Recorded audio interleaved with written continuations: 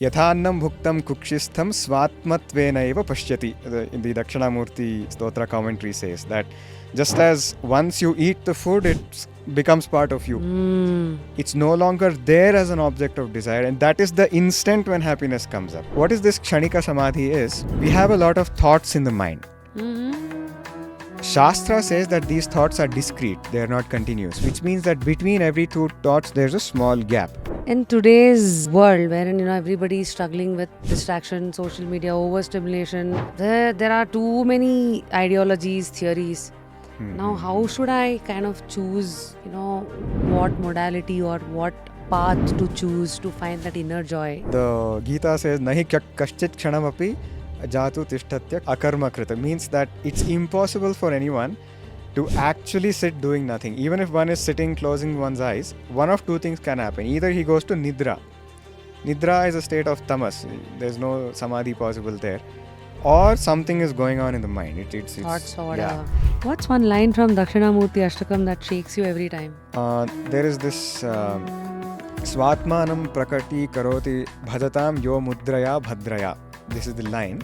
What it means is that for those who surrender to the Guru, who take refuge in the Guru, he enlightens them by what's called the Jnana Mudra. In Dakshinamurthy in the right hand, you can see this.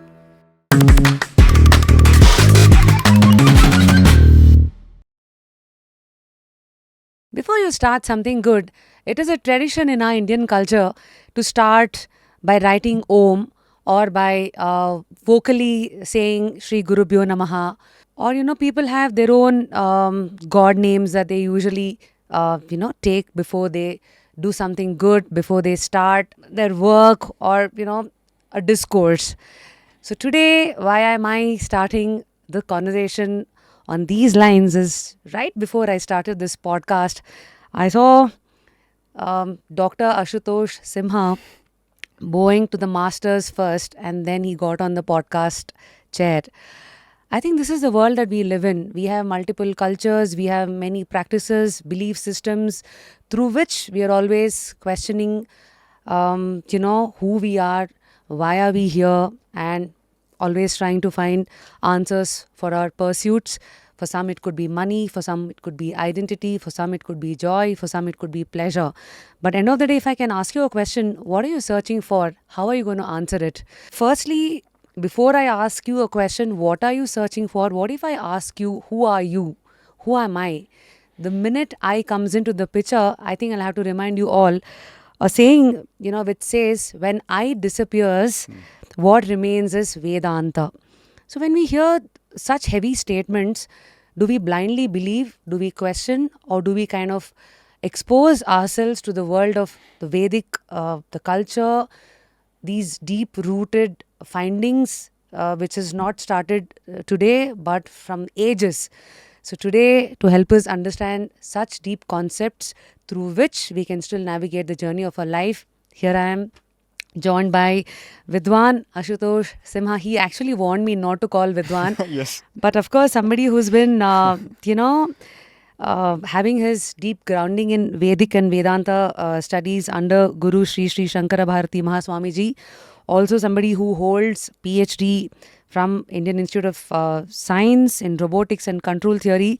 See, we see such duality here. Somebody who's looked at life through the lens of science and spirituality. Here I am to invite him in an interesting conversation on Just Curious India. So firstly, Dr. Ashutosh, thank you so much for being here, and I'm so curious to dive into the world of spirituality through the lens of Vedanta Bharati, or it could be Dakshinamurthy Stotra and everything that will lead us to that conversation. Firstly, how are you? So thank you, Rashmi, first of all, for having me on this show and giving me this opportunity to express what my Shri Guru has taught me. And it's also wonderful that through this platform we are conveying the message of our Guru to everybody who is online, and it's a very special thing for me to be here. Thanks so much for that. So what I loved about the way you've looked at life is, academically you've achieved so much, being a PhD holder yourself, yet you're seeking for wisdom through spirituality, through Vedic scriptures. Plus, before we put the mic in front of you, you did play with the guitar, which is in the studio, which, coming to the point, you're not somebody who's renounced all the worldly pleasures. You've just been curious, trying to understand the offerings of the world. So, firstly, if I may ask, what Sure. are you searching for? What are you looking for? So it's not that I have renounced anything, but one just wants to keep upgrading one's source of happiness. One finds happiness in something, one wants something more than that, and at one point, the world is just not enough. So because you have seen others who have gone to the peak of what you were searching in the world. Mm-hmm. Just to give you an example, I was playing in a metal band, and there is a band called Children of Boredom from Finland, who was one of the bands I used to adore, and the lead guitarist of that band, Alex Laiho, who's achieved the peak of what I could aspire for as a musician, at one point suddenly died out of drug overdose. So it's clear that even after reaching the peak of that field, or even in an academic field, when one reaches the absolute peak there, it's still not enough for them. It's very clear. But for me, I achieved something during my PhD and the postdoc after that. But I realized that there are two reasons. One is that whatever one achieves in the world, it would never be enough. And the second thing is, even if it were, you are always dependent on a lot of external factors. You're dependent, first of all, on people, then on circumstances, and finally, your own body. At one point, even that's going to give up on us after, a few long years or even short years. Mm-hmm. So there has to be something that gives you happiness, which is what I'm seeking, and not me, but everybody is seeking. Mm-hmm. Be it sense pleasure, be it an academic achievement, be it music or anything. These are like chocolate wrappers. The happiness is the chocolate inside these wrappers, and the big and small wrapper, determines how much of happiness there is in it. Mm-hmm. But ultimately, one wants ananda, Mm-hmm. and this ananda is something one can never reach the peak of that in any external element. Okay. So that is what I'm searching for, and it hit me really hard during the 2020 Corona time, Mm-hmm. because I was in Europe having a very worldly life. I was succeeding academically and also having you could say a nice life otherwise, but the problem is it all got rapidly shut down, and there was death threatening, life threatening illness threatening everybody I cared about, threatening myself as well. And I realized that the more outside I go, I'm more prone to all of this danger. And at some point, all sources of joy can just be cut off. So to look inside was the only way out. I think you used a sentence of having fun within. Yes, yes. So what do you mean when you said having fun within? Because they say the self is never born, Yeah, yeah, neither does it die. yeah. It's like Vedanta's way through that lens. It's trying to remind you as to who you are. Yes. One part of it is through Vedanta. There are multiple modalities through Right. which you remember Mm-hmm. who you are. So what does it mean when you say finding for joy inside, and how can one do it? First, I'll answer as to what that means. So, what the Shastra says is that the external sources of joy is what we get through the sense organs. Mm-hmm. Now, if I punch a hole in this paper Mm-hmm. and then I give it to you and say, look at the world through this, Mm-hmm. or if it's a pinhole camera or something. Now, that is not a means for you to look at the world. It's actually restricting your sight of the world. Right. Though you say, I'm looking through that, that does not enable you to look better. It's actually coming in the way. Mm-hmm. So, contrary to what we normally believe, the sense organs are coming in the way of joy. They are not enabling joy. Now, Okay. what it means to say within is to go beyond the realm of the senses. I'll give you a very simple example. Now, in the waking world, even if I have all the money in the world, there's a limit to what happiness I can experience. No wonder they say money can't buy you everything. Yeah, or the world is not enough. Now, in my dream, on the other hand, I can dream of things which this world simply cannot offer me.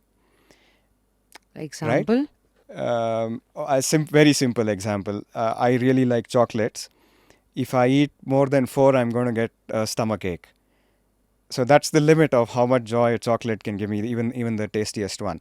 But in the dream, I can eat maybe 1,000, and nothing can happen because I don't have the same physiology there or the same restrictions there.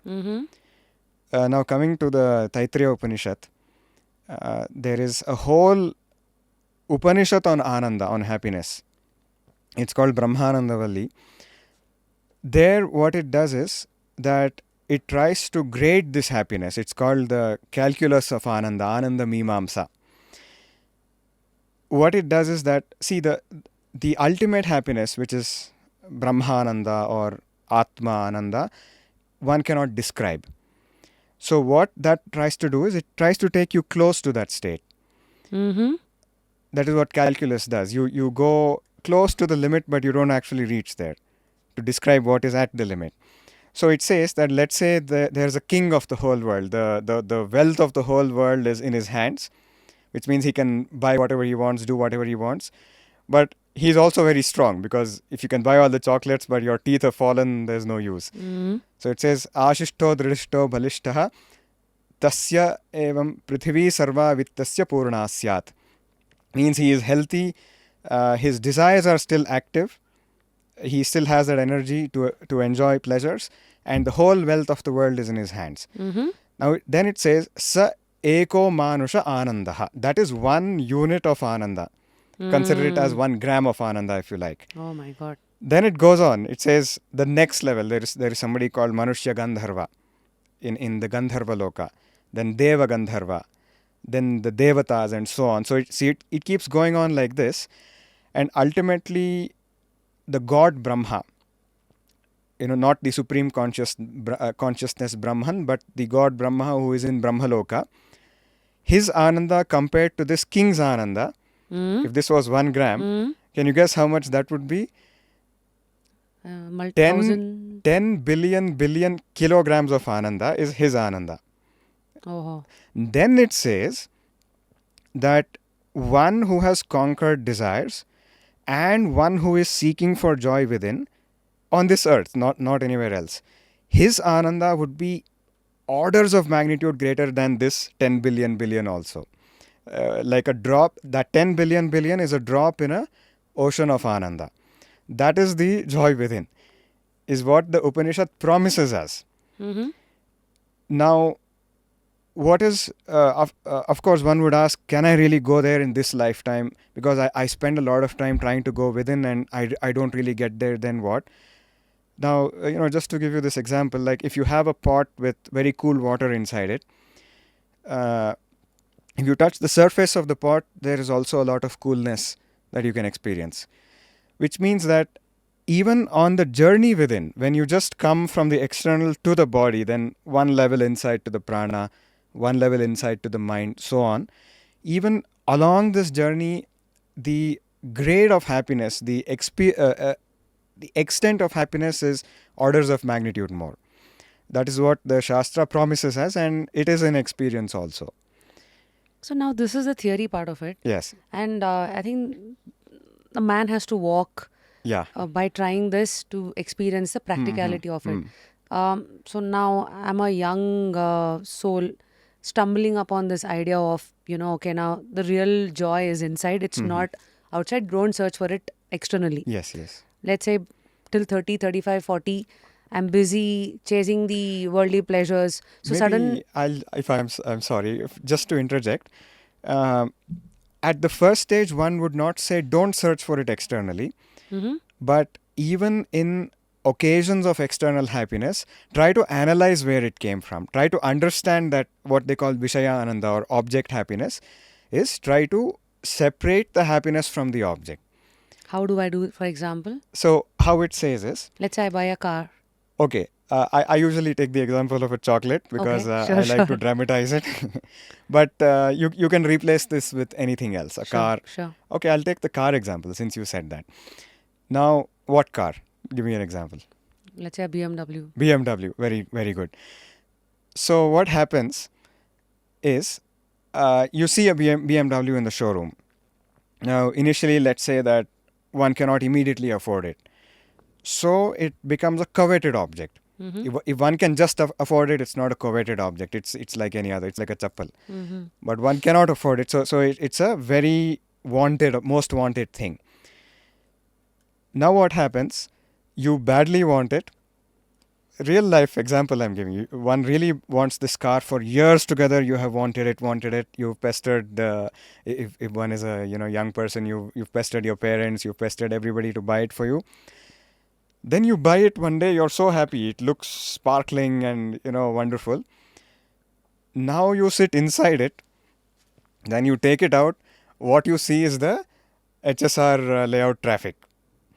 And then you start wishing, oh, I wish I had a bicycle, not this car. Mm. Clear example. We've all experienced this. Mm-hmm. I also, there was a bike I wanted to buy when I was in college. And I was so excited. I got it. When I got it, all I could see was this horrendous traffic. Then what happens? That stops to become an object of joy. One. But we cannot deny that you did see happiness in it prior to it. Wanting it only, you've kind of experienced the joy that can Yeah, offer, yeah. or the high it can give you. Now, how is the question? What is the mechanism of that? And not just that. The instant you bought it and you sat in it, there was joy. You cannot deny it. Probably it kind of it vanished probably after a week or Yeah, vanished is the later part. But the important thing is, as soon as it became yours and you experienced it, there was ananda. There was joy. Okay. Now the Upanishad, specifically in the Taittiriya Upanishad, Mm-hmm. it explains how this joy comes up. How does it come? It's very simple. What it says is, what happens when you wanted that car very badly, or I'll take the chocolate example. You wanted, you saw it, you said, I want it. So what happens? There was a ripple in the mind saying, I want it. Mm-hmm. Then you started doing dhyana on it. I want that, I want that. You started thinking about it, dreaming about it. When speaking to someone, you were thinking about it. This could even be someone wanting to marry the person of they love or something. It's exactly the same kind. Or the chocolate. You really wanted the chocolate, really wanted the car. Now what happened? That became the dominant thought current in your mind. Mm-hmm. The dominant ripple in your mind. Mm-hmm. Then you tried to get it, but you could not. So that disturbance was there in the mind, saying that you want it. It was there very strong. Then there was an instant where you just got it. By Upanishad says, by one's punya, or by whatever mechanism one believes in, you just got it. Then what happens? Now you saw the chocolate, then you see you get a little bit of ananda when you see it. That's called priya. It's one level of ananda. But then there is still desire because you want to make it yours. You want to actually buy it. Then when you buy it, there is another level of ananda called moda, because now it's yours. Now you want to experience that. You want to taste it and experience it. That ananda is called pramoda. Priya, moda, pramoda. These are the grades of ananda. Uh-huh. Now what happens there is, you had it in your hand. Tomorrow is your final exam. You've forgotten about it. All that's in your mind is, I want to eat this. I want to taste this bliss. Now when you actually ate it and experienced it, the dominant ripple in your mind saying, I want to taste it, I want to taste it, went away. Right. I want a car, that went away. That's died. Then what happened to the mind? Mm.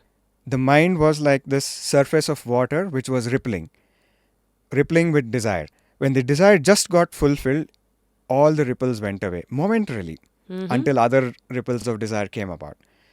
Then what happened when the ripples went away is, your own Atma Swarupa, your own inner consciousness was very purely reflected in the mind. Just like the sun is reflected in very well in water which does not ripple. And that is Vishaya Ananda. That is object bliss. This is what the Upanishad says. And one can experiment this. So, whatever the Upanishad says does not have to be taken on faith, it has to be put to test Practicality. on our examples. Now, the funny thing is that when you actually experience the chocolate Ananda, chocolate did not exist. It was destroyed, it was gone. Yeah, yeah. And where was it? It became part of you. Mm-hmm. Yathannam bhuktam kukshistham svatmatvena eva pashyati. In the Dakshinamurthy Stotra commentary says that just as once you eat the food, it becomes part of you. Mm. It's no longer there as an object of desire. And that is the instant when happiness comes up. Mm-hmm. Very simple logic. If A has a property that is B, then B must exist when A exists simultaneously. But here what happened, Ananda came about when the object was no longer there. A was not there anymore. Not it there. became part of B. B was the only thing. Ananda, and who was there? You were there. So what this proves is that Ananda was part of you. That chocolate was only a nimitta, was only an effective cause for removing the ripples of your mind. So that's how this object happiness works. So now my next question would be, so now this is a never-ending cycle, right? Now you buy BMW today, Yeah. tomorrow I will probably have a beach house, Mm-hmm. day after tomorrow another desire. So Yeah. now how do, like, where's the end to it? Like, then what is that true joy that you were talking about? How do I take that route? Because this route is a infinity route. Like, there is Yes, no end. yes. So, as I said, the first step is not to cut off external joys. Of course, you have to cut off joys that can harm one. That goes without saying. But otherwise, whatever joys one does experience, one has to try to analyze where is the joy and is it really in the object or not. And then when you realize that it really comes about, this joy really comes about by silence of the mind, when the spanda, when the vibration of the mind completely goes to zero, then that is what one starts pursuing. That is what is spirituality. Mm-hmm. Okay. There is a text called the Mandukya Karika that says, Atma Satyanubodhena na sankalpayate yada amanastam tadayati grahya bahave abhave tad agraham. This means that when you realize that there is this truth, which is this Ananda, Atma Ananda, which is infinite, which is ever present, and which is independent of any object, when you're sure of its existence and its excellence as compared to other joys, then what happens? Atma Satyanubodhena na sankalpayate yada. All your sankalpas, volitions saying, I want that, I want this, all that goes away because you've realized that there is something much greater beyond than all of that, that is within you. So metaphorically, okay, I'm not sure if I'm going to be giving you the right metaphor as a novice to all of this. So let's take the case of a buttermilk. Yeah. So while you're churning, like metaphorically churning buttermilk is me running behind the materialistic pleasures, through which eventually one day I will realize that the joy of the butter coming out of the whole act, the butter here being my own exploration, that my real joy is in the state which is already there inside. I just have to tap into it through the journey of me running behind materialistic pleasures, and one day eventually doing that without running behind this is. But this is a nice analogy, the churning analogy that you said. A small change I'd like to make, because this analogy is also, our Guruji told us this, which is the analysis is the churning. So you are going behind object pleasures, but when you start doing this analysis, that is like churning. And when that analysis really ripens in the mind, vichara, when that ripens in the mind, then the butter within will emanate. So that's your enlightenment. That is Exactly, the butter. exactly. That's the realization. Yeah. Now our problem is that we start to churn and say, butter didn't come, so your theory is bunkum. Let's not go behind it. But butter doesn't work like that. You don't just churn few times and say there's no butter, it's still the same milk.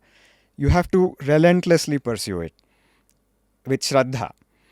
And then at some point that butter manifests, and at that point you really don't go outside anymore. You're sure that that's there within, and then you really dive inside. Wow. So now, with the analogy, in the buttermilk, so who am I now? Am I the Oh, butter? that's a yes. Ultimately, Vedanta says that you are the butter, or I that mean, is my the realization deep joy. down, awakening, that is the Mhm. butter. Yes, yes. And what is the awakening of your own Ananda? And Vedanta ultimately says that you are that Ananda. Hmm. That is the peak of it. But as a first step, you don't yet say I am that Ananda, but at least you go to the extent of saying the Ananda is within me. So you first believe that there is the Ananda which is inside me, Haha. and now then go in pursuit of it. Now, how do Yes. I go? So first of all, the belief comes by Guru Anugraha. This belief simply cannot Meaning? come. Means that this is something one cannot generate the belief. So you can't. It's not like you go shopping, like Ha, suddenly, ha, ha. I think I want to believe that. No, you can't. No, because Okay. that comes out of Guru Anugraha, which is purely by his compassion. So how do I get Guru Anugraha? He sees us struggling in this world. There is no algorithm for Guru Anugraha. They say Nirvyaja Daya, which means that he just showers his compassion by seeing us struggling, and one day decides to give us this clue. But everybody, tell But me one thing. Everybody is ha, suffering in their own way. that's a good question. So Yeah. then, how does he decide, he or she, whom should he guide? When does my time come? I think this is a very tough question. I don't know if I can truly answer this, but there is something that they call Sharanagati. Sharanagati means, just to use a Kannada phrase, because I was told this in Kannada, one says, Nangad beku, Nangad beke beku, inyenu beda. I want that, I want only that, and I want nothing else. So one does not take refuge in anything in the world. One loses all sources of refuge. Now you see that sometimes even someone who is really suffering is still sticking on to some source of refuge in the world. But that instant when he says, I have lost all sources of refuge in the world, and you let go, is when Guru catches you. There's a story in the Srimad Bhagavatam of the elephant Gajendra. Very popular, everyone knows about, even Okay. kids know that, which Probably a lot of our North Indian friends or people I'll watching in the say the rest of the world story. might not know it. Yes. So this elephant, he was a king elephant. He was a king elephant, had several queens, several children, big family, and lived a nice happy life in the forest. Then one day he went to the river with his whole family and friends, and then a crocodile caught hold of his leg. Then he first tried to fight the crocodile. Pretty bad suffering. Imagine a crocodile biting your leg, thousands of teeth, and it was a pretty ferocious crocodile. Then the first thing he believed in was his own strength to come out of suffering. Then that didn't work. He kept getting dragged into the river. Then he started relying on his friends and family. They Mm-hmm. also pulled him. They also tried to fight the croc, but it didn't work. Then they all left. They said, sorry, okay, you are done for. Let's at least go and live our life. And they abandoned him. Now, the interesting part is this. What did this elephant do? If one reads the Bhagavata Purana, he said, I have lost all sources of refuge. My own strength, my family, my friends, everybody. Then he just closed his eyes and he started thinking of his inner consciousness as Vishnu. Mm-hmm. There are 20, 30 odd verses where he prays to Vishnu to save him from that situation. Mm-hmm. But what Vishnu? Not some god sitting somewhere, but his own inner god, inner guru as Vishnu, inner consciousness as Vishnu. He tries to catch hold of that and take refuge in that. So, and then Vishnu comes and then kills the crocodile, saves him. That is the story. Gajendra Moksha. It's a very popular story. One can look it up. So this is what it is. When one says, I have no other source of refuge, that's when the Guru comes and catches hold of one. So I have a question now. I think for people down in Karnataka, we all know this phrase in Kannada which says Arive Guru. Arivu is the consciousness. Yeah. That itself is your guru. So now my next question would be, is my consciousness the guiding light? That's the guru. Or should I look for a guru outside? Or is it that guru coming and awakening the guru inside? What is it? This is a very nice question in this context because the word Dakshinamurthy is exactly what you said. Arive Guru. Arivu is Dakshina. The word Dakshina means Jnana, Buddhi, Arivu. Oh. So Dakshinamurthy is exactly that. Now, to answer this question about the Guru outside and the Guru inside, ultimately that Spurana is itself the Guru Anugraha or Guru himself. Spurana as in? Spurana is, that realization or that spark. That awakening. Awakening from inside, yes. Now, with respect to the external Guru, is someone who leads us to that awakening.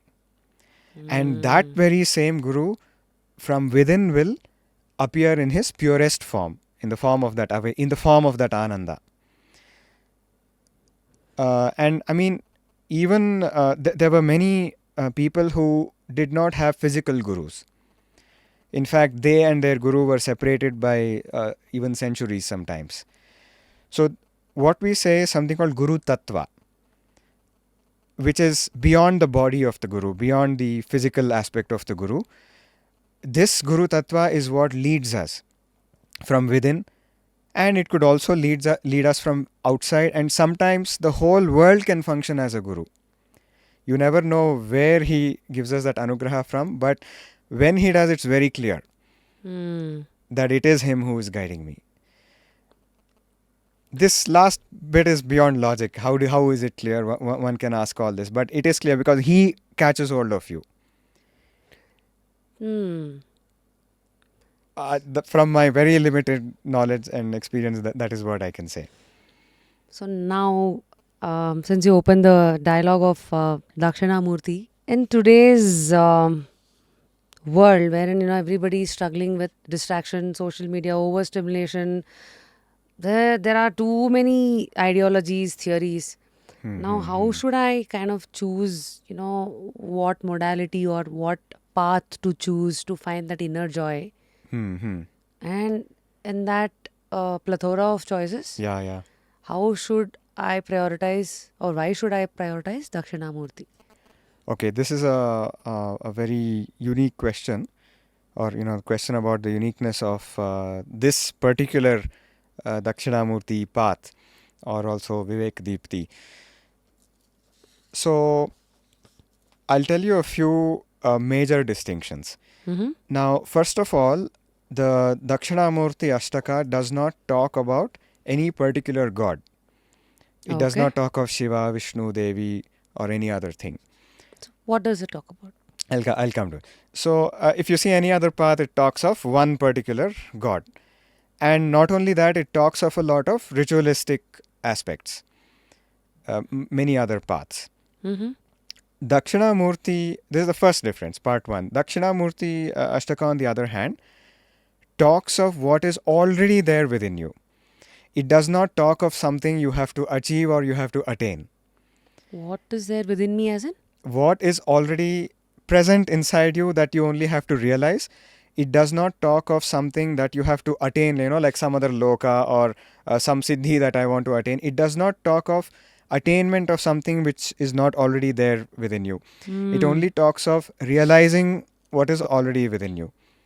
This is one aspect. Now, the second aspect is that when there are many other paths that you said, especially now if one goes to YouTube, one finds several meditation paths. Manifestation. Yes. In fact, Dakshinamurthy talks very clearly even about manifestation. But how? Maybe we'll get into it. I will finish this part. So, Sure. Now, dhyana, let's take dhyana, because now meditation is a buzzword. So many parts of meditation are there. If I have to explain very clearly what sets Dakshinamurthy Dhyana aside from all other dhyanas, including what's there in Tantra, everything, is in all the other dhyanas, the belief is I am doing this dhyana to achieve something. Mm. I am the karta, dhyana karta, Mm-hmm. dhyatra. But what happens there is, I am doing the dhyana, I want to do the dhyana is a rajasika pravritti. It is provoked by what's called rajas. So there are three gunas, sattva, rajas and tamas. Tamas. Tamas is, like laziness, just sitting and not doing anything, sleep, that is tamas. Rajas is, I want to do this, I want to do that, extreme activity, that is rajas. Chasing something, all this is rajas. Sattva is absolute peace, bliss, jnana, that is sattva. Now what happens in most dhyana modalities is, when one starts dhyana with saying, I want to do the dhyana, it brings in this component of rajas. Now in Dakshinamurthy Dhyana, what happens in the meditation is, Dakshinamurthy is doing the dhyana within you.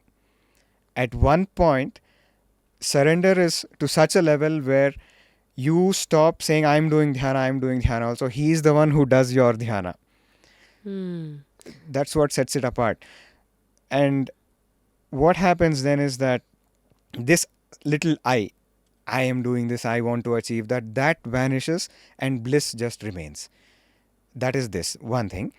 Another thing is, this study of Dakshinamurthy Ashtaka can help you in other practices which you've already been following also. How? Let's say one is a Shakti Upasaka. One follows Devi Upasana, for example, or any other path. Now, in order to follow that path perfectly, your buddhi is the most important tool. Your manas is the most important tool. Now, what the Dakshinamurthy Ashtaka tells you is, it reminds you of that consciousness within you which is inspiring your buddhi, which is giving spurana to your buddhi. Now, when you realize that and you turn your buddhi towards that inner consciousness, towards Dakshinamurthy, then once it has absorbed that, any other path that you're following, be it a meditation practice or a worldly path, one can have absolute success in it because your buddhi has completely absorbed that. Mm-hmm. Now I think I'll kind of ask two questions here. What is the difference between buddhi and manasu, mind? Okay, so it is like this. The manas is an instrument. It's like a tool. The buddhi is the one who is using the tool. Okay, so for example, using the manas, you can think of something, you can solve a problem, you can do a lot of kriyas using the manas. So you think of it like a carpenter's tool. The buddhi is the carpenter. The buddhi is the karta and the manas is a karana. The buddhi is the one using the tool, the manas is the tool. This is one difference. Another difference between the two is, whenever there is pure jnana, saying this is a specs, this is a table, that is the mode of buddhi. Mm-hmm. It can differentiate. The mental mode is called buddhi. Yeah, it can differentiate. It can purely grasp something as this is this, this is this. It does not judge. It does not do anything. Now, what is manas is, this should have been something else. I want something else. So, all these wants, likes, dislikes, All the judging, judgments, yeah, opinions. emotions, sorrow, joy, all of this is manas. So, this pure aspect of the inner instrument, the antahkarana, is called buddhi. And the one with a little bit more, vibrations, you could call it, or joys, sorrows, all of this is manas. Now, why is that they call mind as a monkey, they call it is very chanchal Yes, and yes. all of that. And they also say, if you know how to use your mind should be your slave and it should not be a master. Mhm. Why is that then the mind always controls buddhi and it's not the other way around? Actually, it should be the other way around. The Upanishads give an example of the Kathopanishad of a chariot. So there's a Atmanam Rathinam Vidhi. There's a chariot which is Which nothing but has your body, and Ah, in that chariot there's a one riding the chariot. that's my buddhi. That is you. Now, who's the guy sitting in the chariot who wants to be driven? That is you. Then there's a driver of the chariot. That's my buddhi. That is the buddhi, sarathi. I think I've heard this is 5 horses are my Your Panchendriyas. exactly your sense organs. Then the charioteer has to hold the horses by a rope, by reins. That is the manas. Now, what happens is if he's not got a grip on it properly, then the horses will pull him in whatever directions they want to go, and he will never go to his goal. Each horse will go in a different direction. On the other hand, if the buddhi has a grip on the manas, if the charioteer has a grip on the horse via the manas, then he can guide them to his destination. Now, how this happens is by what is called viveka. Very simple example I'll give you. Now, if you, let's say there's a very poor person. He's out on the street, he's a rack picker on the street, looking for crumbs of bread to eat all day. If somebody comes and tells him that there is this big treasure worth trillions of dollars buried under your own house, and he has absolute shraddha in him, what will he do? He will drop off all his activity and start digging for that treasure with an axe, with his tool. So, like this, when a guru comes and tells us out of his karuna that there is this treasure, there is this ocean of ananda within you, that buddhi, then what it does, once it has shraddha in it, is it uses the tool, which is the manas, to direct all the sense organs to dig for that treasure within. Mm-hmm. That is called getting a grip on the horses. And then he, of course, reaches his goal. Beautiful. Wow. So now, with this understanding, so what's my initial path practicing Dakshinamurthy Ashtaka, and who is this for? What should I be using this for? Okay. So to answer the question who this is for everybody in the world, first of all. There's a very simple reason. Who is an axe for? An axe is for someone who wants to cut a tree. So in this case, the objective is ananda. Everybody wants ananda, nobody wants dukkha. So whoever wants Ananda. Whoever wants ananda, this is for them. All right. This is I would really stake my life on it, that this is the most effective tool for ananda. Why did you say that? Why? Because it does not have any indirect path to ananda. You worship this god and that god will give you ananda. This is not like this. This goes head on to ananda. Ananda is the subject of every verse in the Dakshinamurthy Ashtaka. There is no indirect path, and it does not say, so many years of this. It does not say all that. It straight away goes to ananda. This is one. So it is for everybody to answer that question. Now about how someone who's just beginning can get started on it. Let's say I'm a 25-year-old. Yeah. So, I mean, before I get on through this, how do we get youngsters turn towards spirituality? Because when we are young, I think even when I was in my 20s, till damage was done to me, then through that is when the light entered. Could be divinity, Yes, or could yes. be spirituality and all of that. But till the time we get, like they say, Sankata Bandha ka Venkata Ramana Yes, in yes, Kannada. exactly. And till the time some damage happens to you, usually we don't turn towards these. Yes. So how do we encourage more people? So one thing is, even if one doesn't say damage, there is challenges that everybody faces, even a youth. At least after they get out of school, there are tremendous challenges, especially in India where competition is really crazy. The amount of challenges troubling a youth is really, the sky is the limit for that. Not only that, there are a lot of unfulfilled desires for a youth as well. And a youth wants, let's say, to be the most popular person in his college or something. The youth wants a lot of money. Or academic desires, like one wants to excel in one's field. One wants to be the topper in one's branch. Or even love. Yeah, of course, even that. Mm. I'll take both these examples after this. Now, take this example like love, because of course for Shastra that is also a Purushartha. Kama is also a Purushartha. And let's say achieving something in Vidya, achieving something academically, that is also a Purushartha. Can you help us understand what is Purushartha? Sorry. Purushartha is something that everybody aspires for. So there are 4 Purusharthas: Dharma, Artha, Kama, Moksha. Okay, so this is typically what any other Purushartha or any other aspiration can be clubbed into one of these 4. So when one says love or Kama, that is one Purushartha.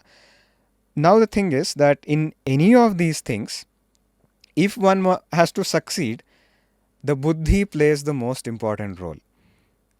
If one wants to achieve academic success, the buddhi is definitely most important there.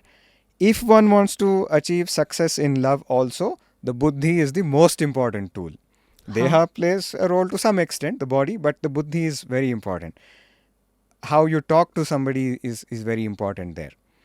Or how one conducts oneself is very important. What is the energy that one exudes, that becomes very important.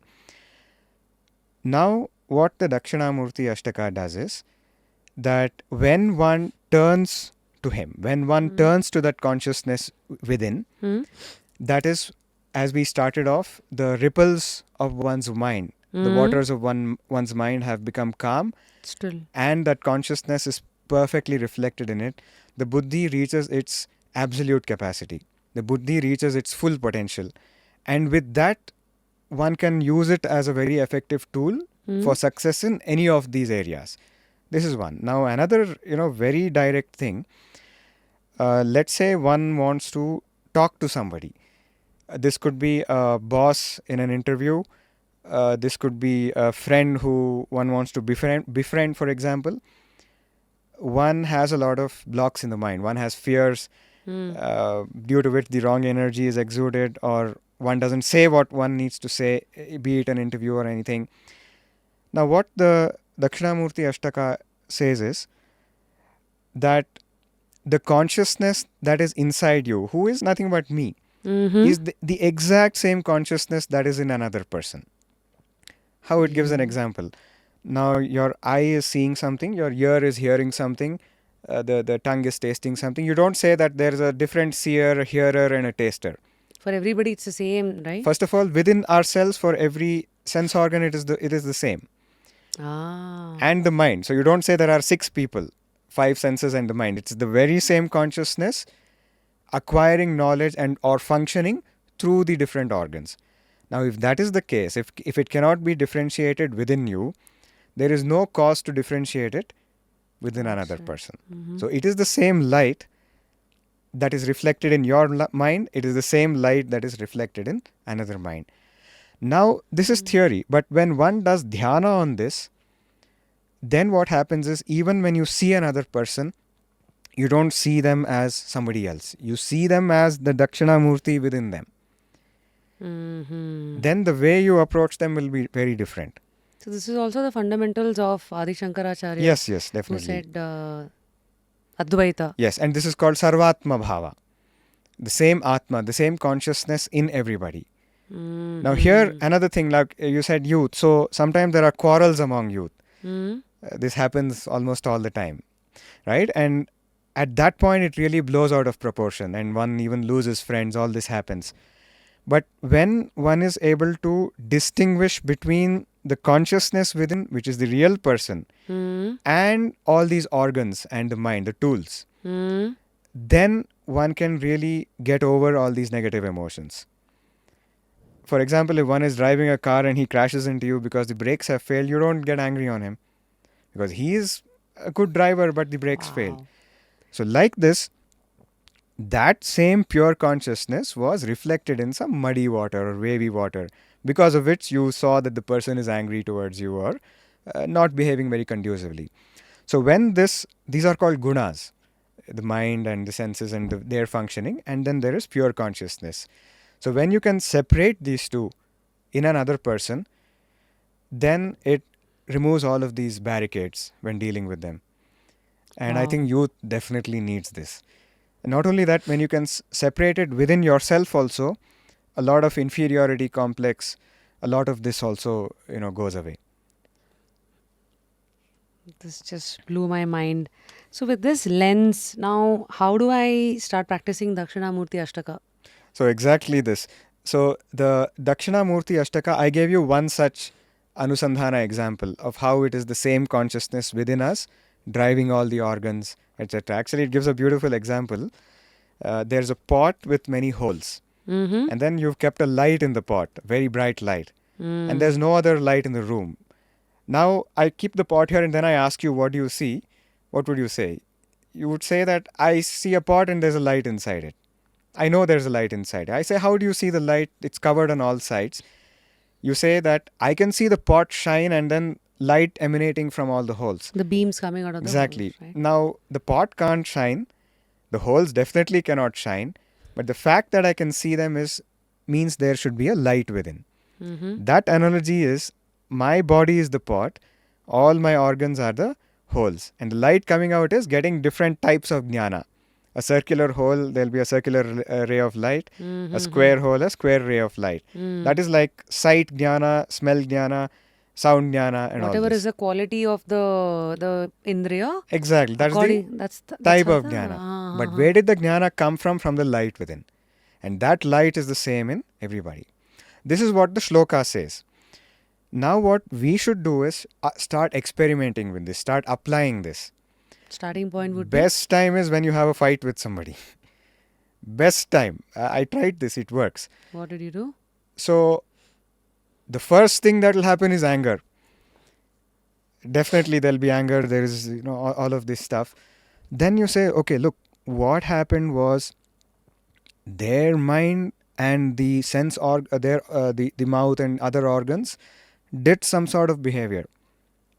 But who are they? They are actually that pure light within. Mm-hmm. Like if the holes, change the shapes and all this, the beams of light will dance. But the light is not dancing inside. Light is pure. Light is always pure, Shuddha. So when this separation is made between the gunas of the person and the real person, that light within, immediately that anger will vaporize. Just like this, it will go. It really works. How to instill this empathy? Because the smallest example, like the other day, Mm-hmm. I was in the signal. I parked my car. Just opened the door. The auto was right next to me, and my door just touched the auto. Yeah. Immediate reaction came from the auto guy. He just went on, "Oh, what is this? Why can't you be conscious enough?" And he goes, and he is like, it's like as though me touching his nerve. Right. So 10-15 years ago, probably I would have given him 4 lines and I would have gotten into a fight. Mm-hmm. But today's Rashmi, I just said sorry. Mm-hmm. After I said me telling him sorry, then he still gave me 2 lines. But I just said, listen, at least today I'm in a conscious state. Ki I know that guy is probably all fumed up and let me not engage. Mm-hmm. So, but I know this was not the case 15 years ago. Right. But so since we are talking about youngsters, today I'm 41. It's easy to, probably I don't know if it's the age or it's the experience or if it is the awakening within. I don't know. Right. But I know that I'm a different person today. Mm-hmm. Somebody who's in their 20s, I'm damn sure they'll be like 1 to 10. Of If course, one yeah, thing comes, one punch comes your way, Exactly. Yeah. I'll be yeah, throwing yeah. 10 back at you. So what do we tell them? How do they? So Look at first this. thing is we never gain anything by acting out of impulse. Simple. Because anything we do is for ananda. When we use our organs, be it the senses or the hands and legs, it's for ananda, for peace, for gaining something. It's very clear that out of this, one never gains anything, first of all. Sometimes you have to fight. You're a soldier or even on the street. It's necessary maybe. But even if one wants to fight, one should use one's brains and fight. Even if one wants to land the right punch, you have to use your buddhi in a certain situation. If it is out of anger, even in kung fu or something, they would teach you that you can never fight out of anger. Of course, I'm not an expert in that. But first of all, before even starting to deal with the other person, one's own anger has to become zero. They have to neutralize themselves. Yes. Otherwise, you will just be React. beaten by them maybe. So how to do that? How to neutralize? By this logic, by this vichara. Okay, I am angry. Now, where do I direct my anger? On the car or on the driver? The car I cannot. It's stupid being angry on a dead object, on an insentient object. At the same time, it is not reasonable to be angry on a faultless driver. So the faultless Shuddha Chaitanya within them, one cannot be angry on them. After all, that is also the same Chaitanya which is in you that's in them. Just like me. One. But at least, even if one doesn't go to that extent, it is Shuddha. Now the mechanics of their body, mind and everything are at fault. Gunas, they are at fault. That has to be corrected. So once you do this, the anger subsides and then you start thinking. And this is exactly the difference between buddhi and manas. The manas says, I want to beat him up, I want to do this, I want to do that. It's Is manas. reactive. Yes, the buddhi is, okay, this is what has happened. Now what should I do? Very pure thinking. That is buddhi. So can we say your mind reacts and your conscience responds? Yes, Like yes, you could say that. And this is exactly what is Vivekdeepthi. Viveka is this separation. Vivechana means separating the consciousness from the body, mind, etc., from the other person and us. And once that Viveka happens, Deepthi means the arising of that Viveka. When that happens, you will know how to deal with them. So this is how KGB agents, CIA agents, this is how they win wars also. Because they clearly know what they have to react very fast. Which means the buddhi has to work at that bandwidth. If they have anger and all this, there's no way that can happen. So what are my simple practices to begin Dakshinamurthy Ashtaka? Sorry. Yeah. What's the difference between Ashtaka and Ashtotara? There's only Ashtaka. Ashtaka is 8. Ashtotara is usually 8 plus something. Ashtotara Shata is like 108, etc. Oh, okay. Anyway, to answer this question, at the first level, one simply starts to recite the shlokas in the mind. So where are the shlokas available? So they are now very popularly available even everywhere on the internet. On the Vedanta Bharati, we have a website now called Vivekdeepthi, vivekdeepthi.org. So there, not just the shlokas, but also the meanings by Shri Guruji himself have been given in the form of the 10 modules. And also all the shlokas have been given there. Guru's name being? Shri Shankara Bharati Mahaswamiji. Now about practices, at the first level, you just start to recite the shlokas in the mind. Now by this, what will happen, I'll tell you, it's pretty amazing what the Dakshinamurthy Ashtaka tells us. I'll ask you a question. Where is the mind? Where is the mind? Okay, just for whatever the we have worldly connection, probably between, in my head. Like in my head is what we all have believed in. What the 4th chapter on Dakshinamurthy Ashtaka, the commentary, it says is, Nadyo antahkarana syuta jala samsyuta sutravat, which means the mind is like a net, fishing net. The threads of the net are the nadis in the body, the 72,000 nadis, the energy channels in the body, responsible for breathing, for digestion, responsible for the functioning of every cell in the body. When I'm just saying this, I'm anyway, you can feel it actually. Now, what these nadis do is they control your whole physiology. Every cell activity, everything is controlled by these 72,000 nadis. Now, when you just recite these stotras with absolute focus, that is in the mind. Now, where is the mind? It is throughout the nadis.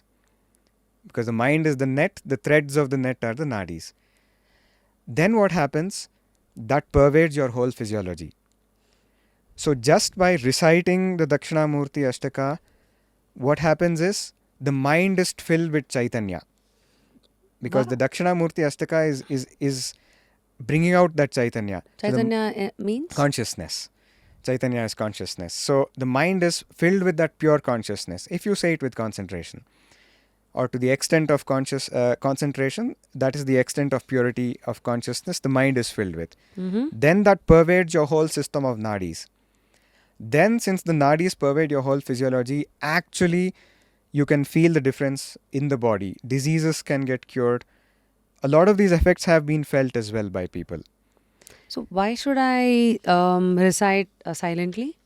Why not loudly? Because some stotras are usually... No. What I meant by in the mind is, I don't mean not loudly. I mean that it should not be like you're saying it, but the mind is thinking of something else. That's what I meant. Got it. So this is practice 1. Practice level 2 is also now start focusing on the meaning. Start thinking, contemplating on the meaning. At level 1, even that was not necessary. Just reciting it has this effect of percolating through the nadis and physiology. Step 2 is now start thinking of the meaning and apply them. Like this pot and light example I gave you, start applying it with friends. If there's a job interview, start applying it, or any other situation. Level 3 is now go a little deeper. Mm-hmm.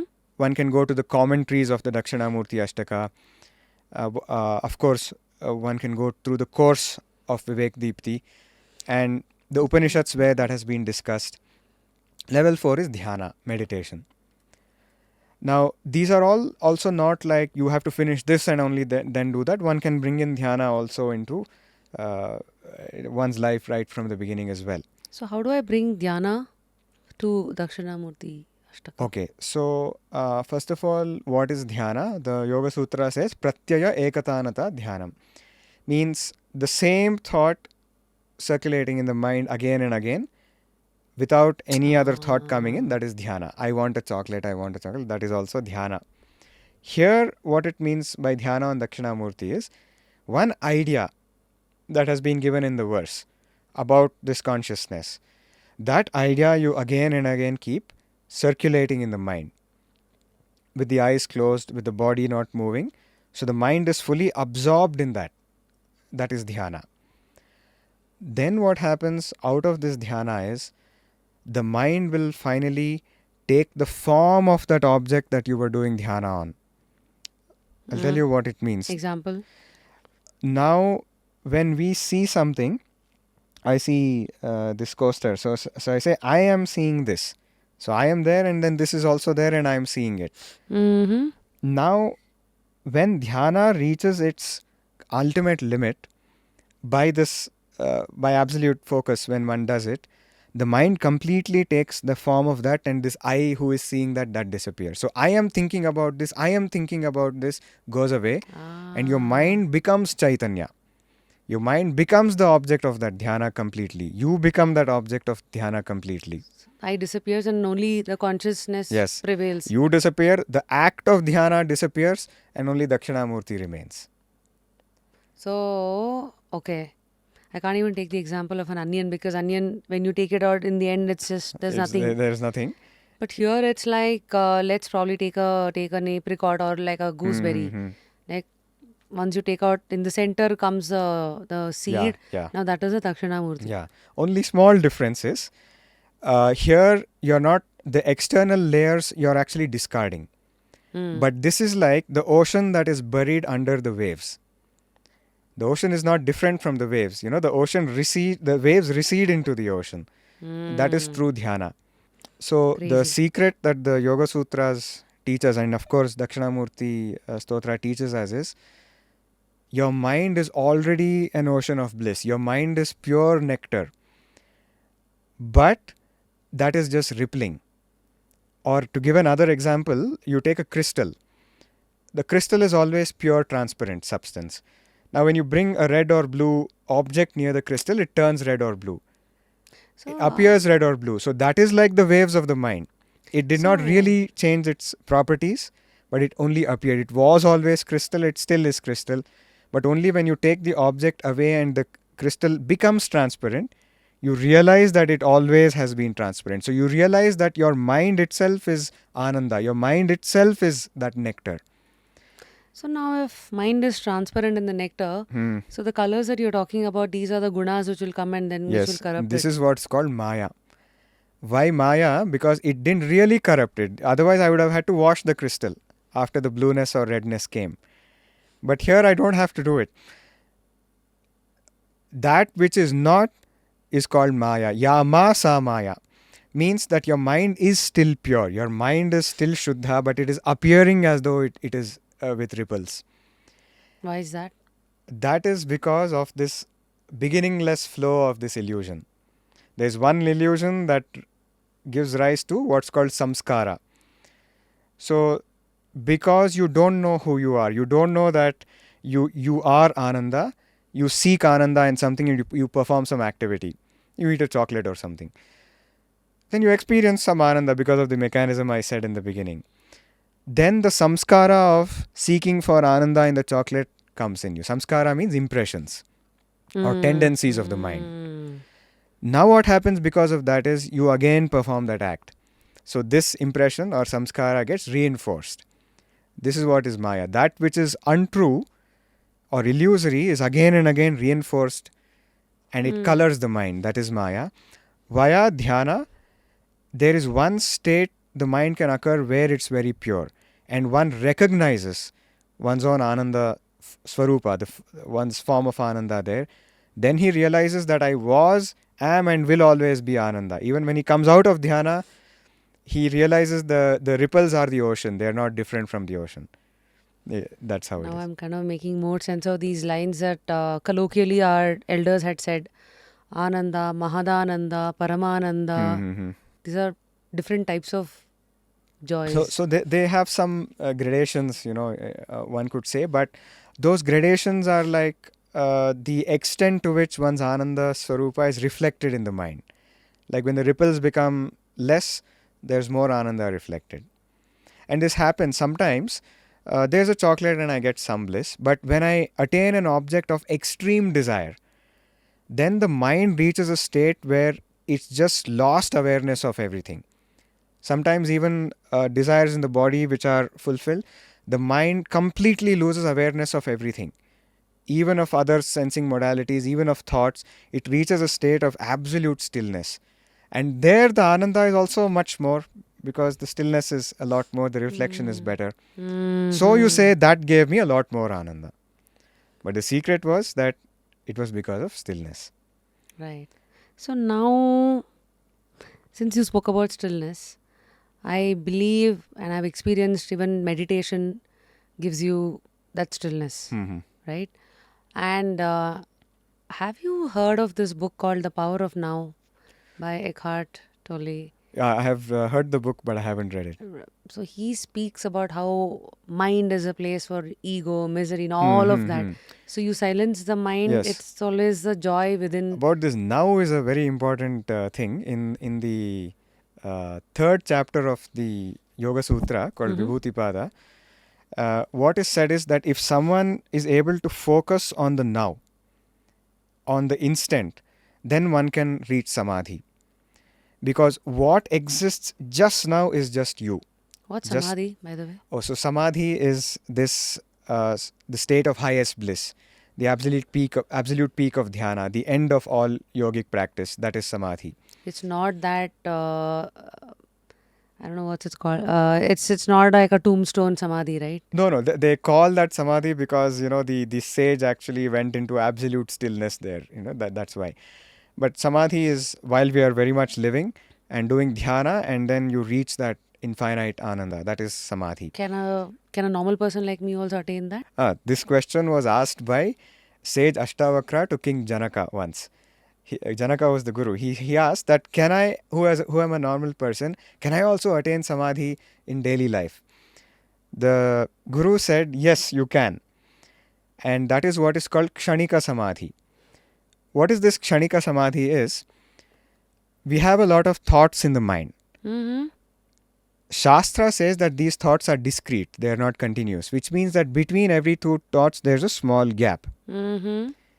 It gives an example. Now you're seeing the tip of a branch, and then you suddenly see the moon. So you're absorbed in this thought, and then you suddenly change context. Mm-hmm. In between these two, there is this pure state. That is called Kshanika Sama. Kshanika means small interval. Mm-hmm. Another very good example, the same text, it's called Tripura Rahasya. The same text it gives is, what I said earlier, there was something you really badly wanted, and then you suddenly got it. So the mind for a small instant does not grasp anything. It does not cognize anything. It's in a state of absolute stillness. And in that state, you can experience what's called Kshanika Samadhi. However, we all go through this, but we miss it. We miss recognizing the Samadhi in such states. So when the mind attains those small intervals of stillness, one does not recognize that I am that Ananda in that state. How that can happen is by the practice of yoga, dhyana, the intervals can be stretched. The intervals can be made longer, giving scope for recognition of one's Ananda Swarupa there. So now, what is the difference between plain meditation versus Dakshinamurthy Ashtaka then? First of all, what is plain meditation? Me just sitting with my eyes closed Huh. and just meditating, just sitting. The Gita says, Nahi kaschit kshanamapi jatu tishtatya akarma krita, means that it's impossible for anyone to actually sit doing nothing. Even if one is sitting closing one's eyes, one of two things can happen. Either he goes to nidra. Nidra is a state of tamas. There's no samadhi possible there. Or something is going on in the mind. It's Thoughts or yeah. whatever. So It's I it, just it's be a wandering. spectator to it. Yep. Yeah, one is daydreaming. So you're right. One can be a spectator to one's thoughts. That is, in fact, what's called sakshi bhava. That is one. Sakshi is witness. So one is a witness to one's thought. In fact, even during dhyana, that is one of the most important steps of going inwards. You start witnessing what's happening in your mind. That's all right. That is, in fact, dhyana only. But beyond that, what should happen is one should go beyond this sakshi bhava. One should stop the whole witness and witnessing duality and go into absolute To silence. dissolve into the feeling Yes, to inside. dissolve into bliss. And that they also called amani bhava, sort of translated as no mind state. So there is no mind, there is no body, and when I just sit, it should be like me kind of just vanishing in thin air and like me forgetting that even this is Rashmi, Rashmi's body, Rashmi's mind, all of that has to go, and just sitting with the eyes closed, I'm now one with the environment around me. Or I would say the wave vanishing into the ocean. So you're not vanishing into nothingness.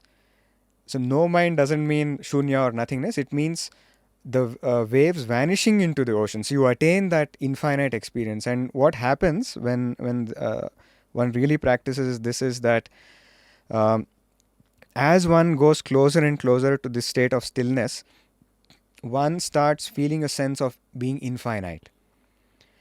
I'll tell you, there's a simple example why. If you have this room and you have a large elephant in the room, how much can it move? Very little bit.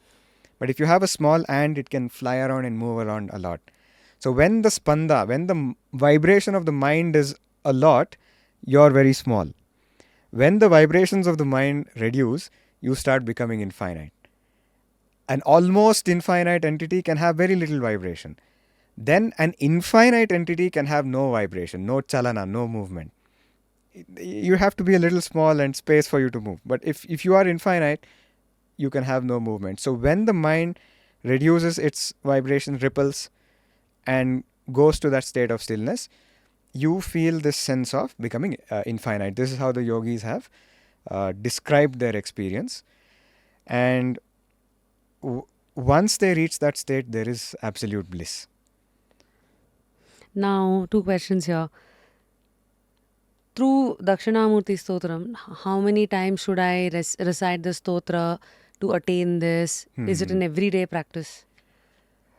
So typically, the focused chanting of the stotras or the meditations on it is a small practice one does. You keep a little bit of time, like let's say half an hour's time or something, and one does it. Or even if one has just 5 minutes, one can chant this stotra just once before starting off the day and once at the end of the day. But what's important is that the bhavana, or the what you realized from that, or what is being taught there, that should percolate through the rest of the activities in the day. Simple example is, as I told you, that the pot and light example, it is that Chaitanya inside me that is driving all my activities That of the consciousness. body and the activities of my mind also. Even the pravritti or the motivation that I want to meditate has come from that Chaitanya. It is that Chaitanya which wants to meditate and which meditates.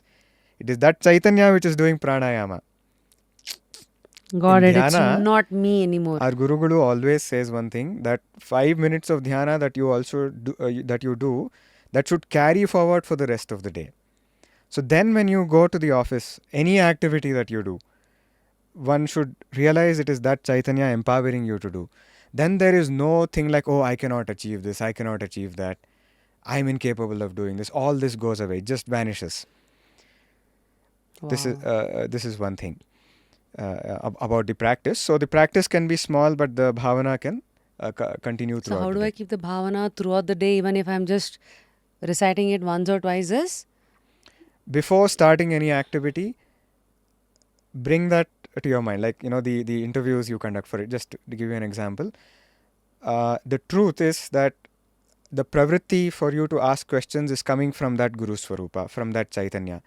The pravritti for the other person to talk is also coming from the same Chaitanya Swarupa.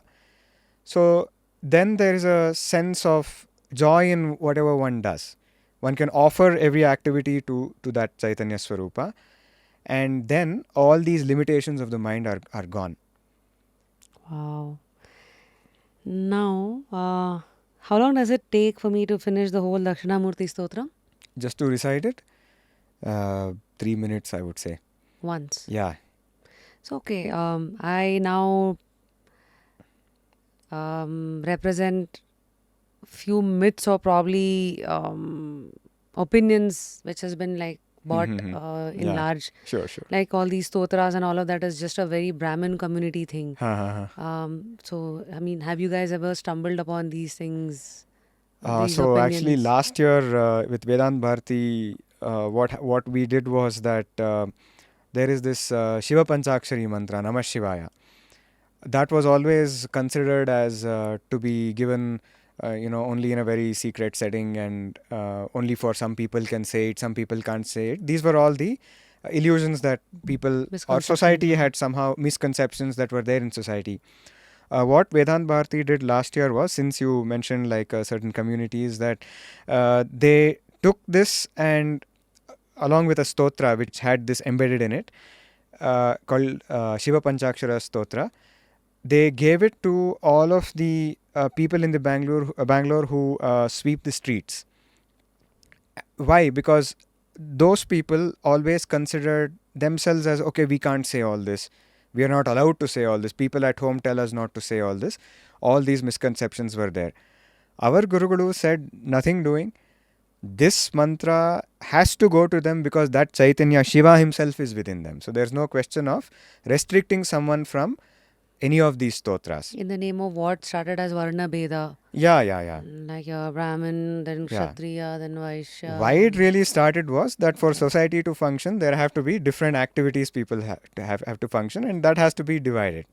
If one stops doing one activity, then there's going to be a problem. If all soldiers say It's all profession driven, right? Exactly. If we'll stop fighting wars, then our country will be invaded. So this was the simple reason. It was just to give you a sense of, okay, what is my job today? That's it. But it was never to say, don't study this, don't study Or that. you are above me or I am No, that is below. all absolute nonsense. So definitely this stotra is for everybody. And Sure. that is why they say Jagat Guru to Bhagwan Shankaracharya. So once I start doing this, what am I going to experience in the initial week of practice? First of all, peace of mind, calmness of the mind. And then when you also start applying this in situations like the example of the car and driver that I said, there'll be stillness and calmness despite anything happening. And that itself is a very great thing to begin with. And then what happens is a lot of powers of the mind will start to get awakened, like the power to manifest things. The last shloka in the Dakshinamurthy Ashtaka guarantees this. That if you practice this Dakshinamurthy Ashtaka, all 8 siddhis, yoga siddhis will come running after you. What are these 8 siddhis? The power to manifest something, the power to become very big, the power to become small as an ant, the power to become invisible. All these yogic siddhis that we think about, or all the siddhis that Hanuman had, for example. All of that will come running after a person who practices this Ashtaka. Can I mean, is it okay to ask? But one small thing before you ask. To recite, yeah. I will. So one small clause that the Dakshinamurthy Ashtaka brings in this, you have to recite it with what is called Sarvatma Bhava. What is that Sarvatma your Bhava? consciousness is in everybody, is everywhere, is in everything, and is everything. This is how our Guru defined Sarvatma Bhava. So with that strong Shraddha in that, if one practices the recitation of this Ashtaka, all these powers of the mind will be awakened. Interesting. So is there a time during the day that I should be doing Nothing this? like that. Any do's time and of the day, don'ts? absolutely Women nothing. can do this. Everybody can Women do this. during their Yes, periods. because this is like contemplation, right? So contemplating on your consciousness can happen at any time at any time. But those who practice stotra, like we keep a god and in the puja room in the house or something, then one should maybe follow whatever is uh, usually followed in their home. But the anusandhana of this stotra or contemplation on it can happen 24/7. Got it. Okay, so now that we've heard about this is what jamun feels like, this is how it looks, this is how it is made. Right. Now it's time to taste it. So Okay. can you make me recite it, or can our audience recite it together? Yes, definitely. So let us recite the Dakshinamurthy Ashtakam. Mm-hmm. So what I'll do is I can say and then you can repeat it. Om Vishwam Darpana Drishyamana Nagari Om Vishwam Darpana Drishyamana Drishyamana Nagari Nagari Tulyam Tulyam Nijantargatam Nijantargatam Pashyan Atmani Pashyan Atmani Mayaya Maya Bahirivot Bhutam Bahirivort Bhutam Yatha Nidraya Yatha Nidraya Yas Sakshat Kurute Yas Sakshat Kurute Prabodha Samaye Prabodha Samaye Svatmanam Eva Dvayam Swatmanam Evadvayam Tasmai Shri Gurumurtaye Tasmai Shri Gurumurtaye Nama Idam Nama Idam Shri Dakshinamurtaye. Shri Dakshinamurtaye. So this is the first shloka. What it says is that the whole cosmos is like an appearance in a mirror. In the mirror of Maya, in the mirror of the ripples of the mind. And not only that, what is within you is appearing as though outside, like in a dream. And what is your Swarupa is Svatmanameva Advayam, pure Ananda without a second. Just like in the dream, though the whole dream was seen inside you and experienced as though outside, the reality was only you were there, no other objects and people of the dream. Svatmanameva Advayam. And Tasmai Shri Gurumurtaye, to that Ananda Swarupa, Guru Swarupa, who awakens, I offer my Namaskara. Crazy. That is the meaning of this So there verse. are 8 like this. So there are 8 such verses. And then a 9th is about an upasana, a meditation that you do not on pure consciousness but on the elements. As in? Prithvi, Apas, earth, water, fire, All the on the elements in Panchabhutas. nature, the sun, the moon. How do you do it? So how you do that is that now we have this statue of Bhagwan Shankaracharya here. We have another statue there. Shri Dakshinamurthy. Ha. Uh-huh. Now you could have a statue of Shiva, of Vishnu, etc., made of stone, made of various satis. So like this, these 5 elements, Prithvi, Jala, Agni, Vayu, Akasha, earth, water, fire, air and space, these are murtis of Dakshinamurti. Just as, you take a linga and say this is a murti of Shiva, these elements in nature itself are murtis of this Ananda Swarupa, this Dakshinamurti. Mm-hmm. And also the sun and the moon and Purusha, all the people also are murtis of Dakshinamurti. You see what this does. When with this bhavana, one goes out in the world, it What's really... left? There's everything That's it, power. exactly what's left. And the stotra says exactly that. Nanyat kinchana vidyate vimrushatam yasmat parasmat bhivo. Nanyat kinchana vidyate. Other than this, there's nothing else in the cosmos. Other than these 8. The 5 elements, the sun, moon and Purusha, jivas you can say.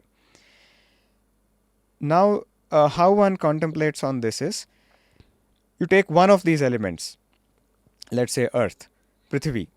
You make that the murti of Dakshinamurti. Mm-hmm. Now, how you do this meditation, you can even be with eyes open, is you see one same Prithvi everywhere in the cosmos. The Prithvi Amsha, the Prithvi element within you, like flesh, bones and all this, as well as the soil, as well as all the solid substances asteroids, planets, everything is one Murti. You see, just as Dakshinamurti has hands, 2 legs, 4 hands, and all this, but it is one Murti. Like this, the entire Prithvi in the cosmos is one Murti, within your body and outside. You start worshipping that as Dakshinamurti. This is stage 1. Stage 2 is you go beyond the Murti to the consciousness behind it. Like there is a stone idol, a Shiva Linga, you worship that as the Murti, but then you don't stop there. You say there is that Jyoti, that consciousness within, which is the actual Shiva. You go beyond the earth element to the consciousness beyond the earth, behind the earth element. So this also helps defeating Maya, one could say. That is the purpose of this shloka. So the first 8 verses are pure, what we call nirguna, or it doesn't have any object or murti like this. It's pure consciousness, which can't be explained in words or given any form.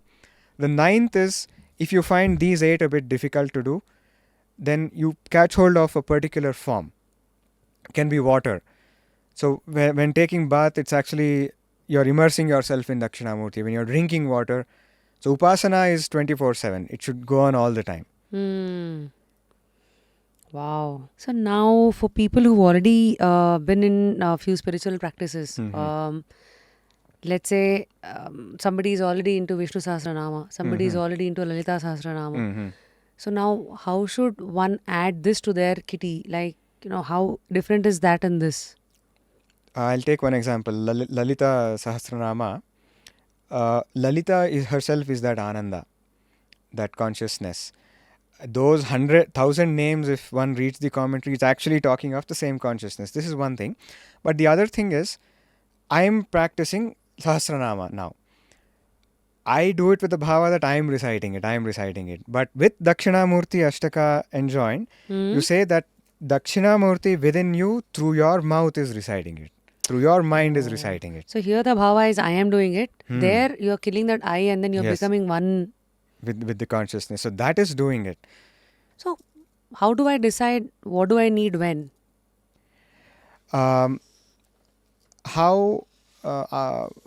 My mother taught me this. So what you do is that this doer right now, Ashu, me, you make it the student, the shishya or the servant, and the consciousness within is the guru. Okay, so whatever one does, one offers it first of all to Shri Guru, and one starts one's days like that. And then before starting any tasks, you sort of instruct your mind and body to do that tasks, being in the mantle of the consciousness instructing like this. This is one idea. Or another very simple idea is that like in dhyana, one brings the bhav. So how dhyana works is that first one does pranayama, breath work, and still the breath and the body. And there you bring in the notion that Shakti, that Chaitanya within you is stilling the body. I'm not maintaining stillness in my body. Whenever we sit saying, I want to make my body still, you get pain in the body. But when you surrender it, saying that Shakti within me is maintaining stillness in the body, one can peacefully sit still. Then even the acts of dhyana, that Shakti is doing it. So similarly, any other activity also, including Sahasranama. Wow. What's one line from Dakshinamurthy Ashtakam that shakes you every time? There is this Svatmanam prakati karoti bhajatam yo mudraya bhadraya. This is the line. What it means is that for those who surrender to the Guru, who take refuge in the Guru, he enlightens them by what's called the Jnana Mudra. In Dakshinamurti in the right hand, you can see this. Now what this means is, the Guru is telling the Shishya that I am always with you. I am your Ananda Swarupa. Why do you worry? This is the meaning of this Jnana Mudra. Yo Mudraya Bhadraya. Bhadra Mudra is something that offers protection, for example. So the Guru is saying that I am always with you as your Swarupa of bliss.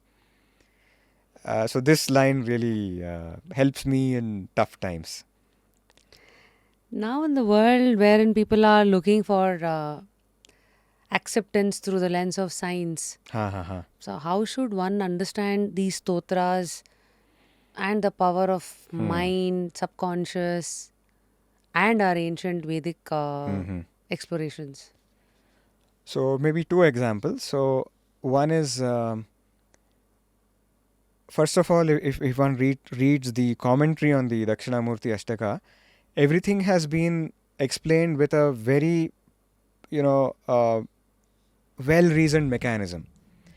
An example that I told you of how a lot of powers in the body can be enlivened, or how health can be achieved by this stotra. There's a mechanism explained of how the mind percolates through the nadis and then through the body. So it in fact goes one step beyond Western science as well, because still there are debates among neuroscientists about what is the mind, where is the mind, and all of this. But this perfectly answers it.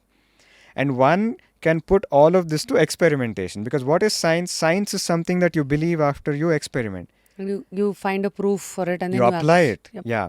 Dakshinamurthy Ashtaka is each Ashtaka you can take and apply. Feel within. Feel within and outside you. You can start to experiment with it.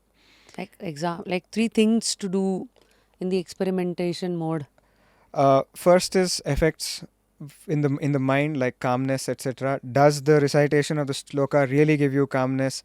Really remove inhibitions? Really remove other negative things in the mind, inferiority complex, and all this? One can put it to test.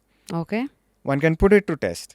But with Shraddha, even a scientific experiment, if you put 1 gram of chemical more, the experiment will fail. With that precision, you should do the experiment. Here also, one should do it with that precision. What is precision here? Shraddha? The bhavana. The Shraddha, exactly. So one should have Shraddha in what the verse is saying. How to have the Shraddha?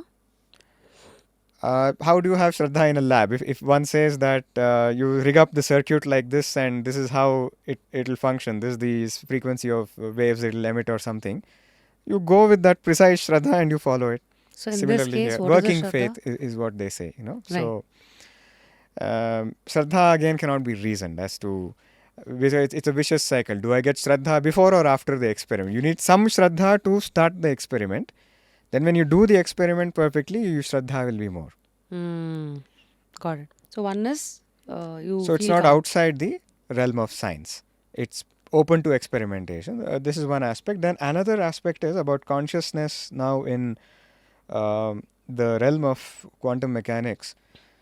Now there is a debate about, is there something called intrinsic objective reality? Can something exist in its own state as with its own reality, irrespective of who is seeing it or how is seeing it? How someone is seeing it. An example from physics is, if there's an electron, it exists prior to being observed in something called a quantum state, as what they call as a wave. Okay, what a wave means is that if this is an electron, now I say that this is here. That is called a particle. A wave means it could be here with this probability, it could be here with this probability, it could be here with this probability. That's called a wave function. Now what physics says is that initially an entity exists in this kind of a quantum state. On being observed by an instrument, by an observer, it becomes what is called a particle, which means what was a wave attains a particular state. I say now I see the electron is here. One can search about this thing called the double slit experiment, wherein they saw that prior to observation it existed in a quantum state. On observation it reduced to a state called a particle. Now what scientists via this discovery in quantum mechanics have come to realize is that there is not something we can hold on to as objective reality. Reality is observer dependent. Now that is what Dakshinamurthy Stotra also says, that reality is observer dependent. The first verse itself says that.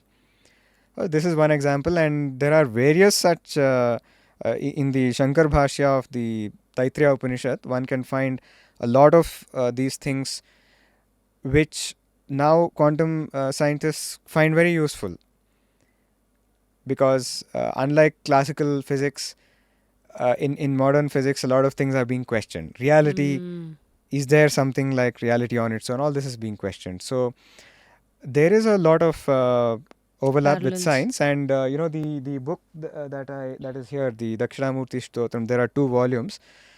This was written by one of the most renowned physicists in Bangalore, called Shri D.S. Subramaya. Mm-hmm. Uh, Guruji later went on to become a yogi who went into the higher state of samadhi also. And uh, he was a student of Professor C.V. Raman in IISc. And if one reads the book also, there are several chapters on the link between modern physics, biology, psychology, and Dakshinamurthy Stotram. For example, in dealing with space and time, Mm-hmm. there are very interesting correlates with the Vedas as well as physics. So, of course, one is free to explore this. Mm-hmm. And I would end with this. These are 2 examples, and definitely this is not outside the realm of science. Wow. So if I just had 5 minutes, how should I tune into the idea of Dakshinamurthy Ashtaka? Every day, if I have to give 5 minutes. Okay, so one is, of course, as I said, you could start with the practice of the stotras. Another few things that one could do is that take any one stotra and try to practice, like the 4th one about the light in the pot and all this. So one could just start with trying to keep the body absolutely still, not even moving a micrometer. Hands in chin, Jnana Mudra on the lap, and then you sit in any comfortable posture with the back straight and not moving a muscle. Absolute stillness. 1. Then the second step, what one could do is you could breathe very slowly in and out through the nostrils. Focus the mind only on how the breath is going in and going out. This also takes about a minute or something. Then the third step, what one could do is, once the body and breath have attained some sort of stillness, you bring your mind, draw your attention to the fact that that consciousness inside you is maintaining this stillness. Without that, the body would just slop down like a corpse. It is because that consciousness is there within you, you are able to maintain the body without moving. Mm-hmm. There's a very secret thing in this. If one practices this, it can lead to something. But it's very simple. Then the 4th step is, now your mind is thinking about all this in these few minutes. Your mind is thinking about the Shakti inside you, maintaining the body and breath still. For the mind to think about this and stabilize itself, still itself in this thought, that Dakshinamurti inside you is empowering it.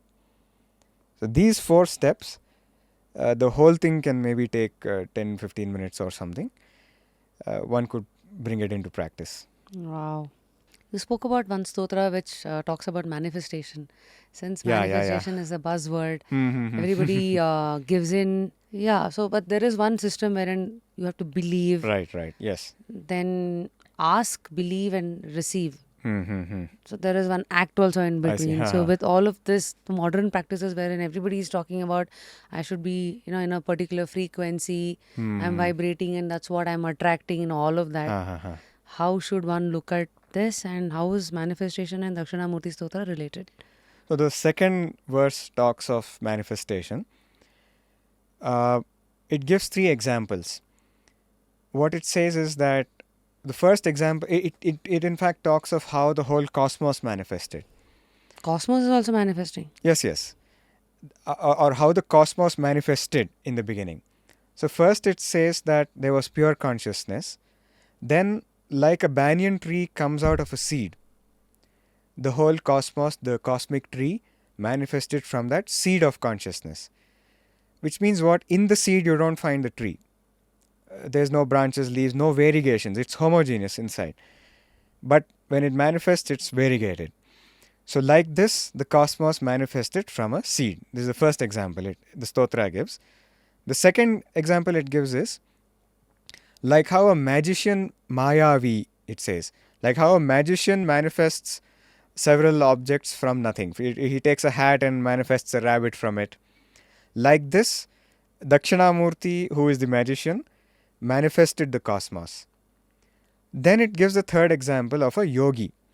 Because in the first two examples, there was some stuff from which the manifestation came up. The tree came from the seed, then the rabbit, even though it was not real, it came from a hat or something. But a yogi, he can manifest a whole loka, like Vishwamitra manifested a whole Swarga loka, out of just his sankalpa. Visualization, no? Sankalpa, yeah, volition, visualization, they call sankalpa. Sat sankalpa, they call it. So out of his pure sankalpa, he was able to manifest a whole second Swargaloka because he wanted his student to be an Indra. There can't be two Indras, so he made a second Swargaloka. Now, what you mentioned about belief, sankalpa is, with us the problem is, our sankalpa is not sat sankalpa. If I want to manifest fire here, I truly do not believe I can manifest fire here. Because the logical mind comes in between. And Logical mind comes in between. There's a text called Tripura Rahasya. One can read the 14th chapter there. It talks of this. Now, what happens from Dakshinamurthy Ashtaka is, it tells you that the consciousness within you is what is manifesting, what manifested the whole cosmos. because I am also a part of that, right? Not just the part, but you are the source of that. You are the source of that. And the example it gives is like a dream. The whole dream world manifested from where? From within you. Because of our sankalpas only, the dream manifests in that way actually. Now it says that the Jagrat world is also exactly like that. The Mandukya Upanishad says, Yatha swapne dvayabhasam spandate mayaya manaha. Just like the whole dream world of duality is because of your own manas spanda, tatha jagrat dvayabhasam spandate mayaya manaha. Similarly, the whole waking world also is manifested by the spanda of your mind. Now, with this bhavana, if one does japa, recite the Dakshinamurthy Ashtaka, with this strong bhavana, then definitely this power of manifesting will come, because the last verse guarantees it. So I can't separate these verses. Why? Because logic comes in the way, you said. If I want to manifest fire here, you said that logic comes in the way. What Dakshinamurthy Ashtaka allows you to do is fight that obstructing logic with Vedic logic. So that's where you're killing your mind, bringing it to the stillness. Yes. And then believing in. You're killing the doubting mind. So can I, now there are 8 stotras, right? I have to do all at once. I can't suddenly go to 5 or the 8th one. You can. There is a reason for that order, of course. In the course on our Vedanta Bharati Vivekdeepthi.com that is discussed in detail. But you can take any one favorite verse also and just hold on to that, even that is possible. Or say it in any order, that's also all right. Amazing. Separating the real person, the consciousness, the individual, from the outer layers, the mind and the body. This is a clear example of Viveka. Crazy.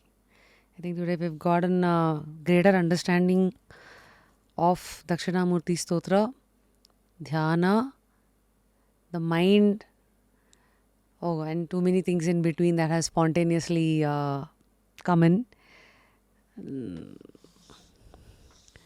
Why is that they say silence is usually not empty, it is usually filled with answers? How should the noisy world, the go-getters, the hustlers world understand the importance of silence? This is a very deep question. Now, for Dakshinamurthy, one very distinct feature is they say Mauna Vyakhya Prakatita Parabrahma Tattvam Yuvanam. Means that he teaches in silence. He teaches the Parabrahma Tattva in silence. Now, this silence has two aspects. One is, how do we receive something in silence? And the second thing is that, how does he teach something in silence? Why should we approach that silence? Now, whenever you have to teach something with words, you're teaching something which the person already doesn't know, or Mm-hmm. you're teaching him to get something he already doesn't have. Teaching with silence means that that thing that you're seeking, that excellence that you're seeking, or the ananda that you're seeking, is already your swarupa, and you Mm. already know it. It's already in your experiencing it, but you're not realizing it. And how you can realize it is when you go to silence. This is one aspect. Now, the second aspect of silence is, think of some bliss you want to get and you describe it in words or conceive of it in thoughts. Anything, you can put this to test, but anything that can be conceived in words can be exceeded by some other ananda. You say bliss, for me the highest bliss is this. Give me an example. What is the highest bliss? Um, Probably having a calm mind. Like there is no chitter chatter inside. Huh. That is probably bliss for me. Now again we go into calm mind is again silence. And You how do want we, the outer worldly. yeah. Typically what someone would describe Probably as highest bliss. probably a house by the beach, Huh. and me just sitting and just wheeling the rest of my life away. Okay, now let's say that you've described this as bliss. Now, if this is some extent of bliss with which you've described in words, it can always be exceeded. For example, I say all that you said and your best friend there with you, Ah, or a pet cat or dog with you. And if you say live all my life, it has to be described 100 years. Then I say no, maybe 1,000 years. So anything you can describe as bliss can always be exceeded. as in you can keep adding extensions to it. Exactly. So that infinite bliss is something which cannot be described in words or thought about by the mind, because it's beyond the mind. The Upanishad says, Yato vacho nivartante aprapya manasa saha. That which words try to describe and they fail and come back, and the mind also cannot grasp it. Uh, so this silence is the ultimate achievement, one. But the other thing also in day-to-day life is that if we want peace, if we want very simple joy, very simple peace in our life, that can happen only when the mind becomes silent. Until the mind is in a state of disturbance, there will never be peace. And there will never be clarity of thought also to pursue anything, to achieve anything. Does Dakshinamurthy Ashtaka help me handle my mind better? Like, let's say, if I'm anxious or if I'm depressed. Ha ha ha. That's a very good point. Um, Two aspects of depression. Typically, how one fights depression is when a very good friend comes and then helps you, sits with you, and then you do some activities together. Typically, when you're around people, the depression is lesser. People who care about you, who you like, your friends. When depression really hits is when one is isolated and you feel the whole world has abandoned you. There is no one who is your friend. There's no one who cares about us. That sort of depression. Now, what this Dakshinamurthy Ashtaka uh, contemplation does is that it tells you that your guru, who cares so much about you and nothing else, he's your own guru. He infinitely is affectionate towards you and cares about you. He is always with you. When this is with this bhavana, the stotra parayana is done, that materializes into reality. You really feel that presence of the guru with you all the time. So then you don't take these drastic steps and then you don't get the You thoughts don't, of you killing don't. yourself and Absolutely all of not. that. But I have a question here. We have this theory when the mind turns against you. So Uh-huh. all the suicidal thoughts and all of that is something that Mm. is created by the mind and never the soul within, like never the It's the conscious. clutter in the mind that, all these wrong notions. So it's never the atma inside No, no, no. which gives you the thing ki Mhm. go and kill yourself. That is always pure. I'll give you an example our Sri Guru gave us. Let's say someone has stage 4 cancer. They want to be euthanized. That sort of pain. Drastic example. Now what happens? The whole body is full of pain. They're suffering throughout the day.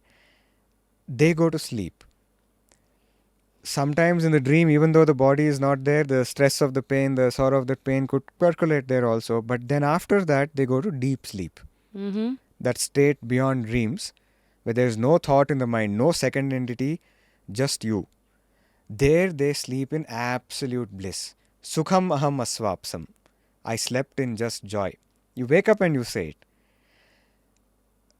Now, you were there in that state of deep sleep. You means your Atma. That's how you could wake up and then recollect that you slept blissfully. You were there, but the pain was not there. The thing that was troubling one to suicide or to whatever sorrow So was that's the not there. mind. That's the mind. Mm. It was not there in deep sleep. The mind was also there in deep sleep, but in a pure form, as you, is what they say. But let's say for now, the mind was also not there. Only you were there in deep sleep. But that pain was not there. That's how you could sleep blissfully. When you woke up, it came back again. This means that the pain does not belong to you.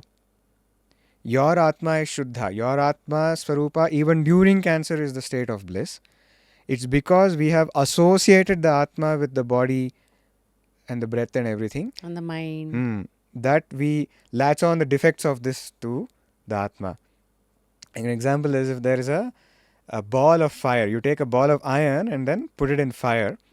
You say ball of fire, or you say the iron burns. But actually, fire does not have any shape.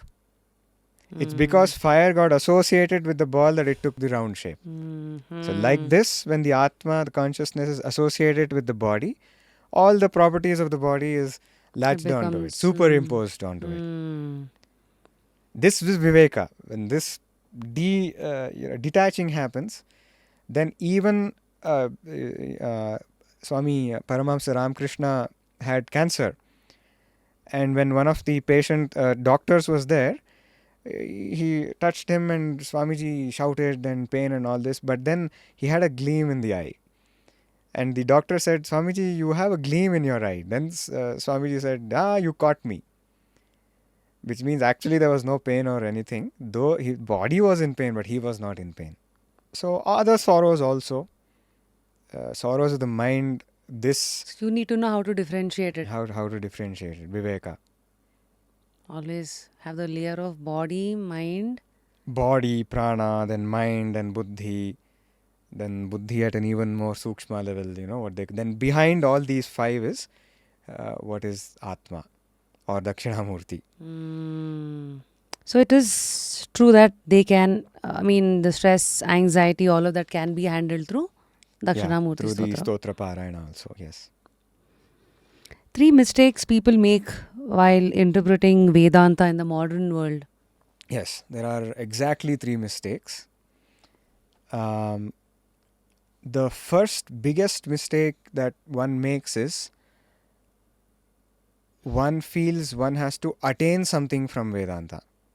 One has to get something. Vedanta or any other such practice, one has to get something. Okay. I am small, I am limited, I have to get something. This is one. The second mistake is there's something I don't know, I have to read lots of books and find out about it.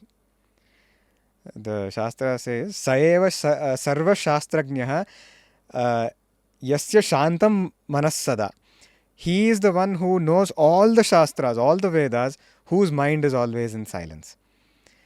So this is a big mistake that academics, even I have this craze of collecting lot of books.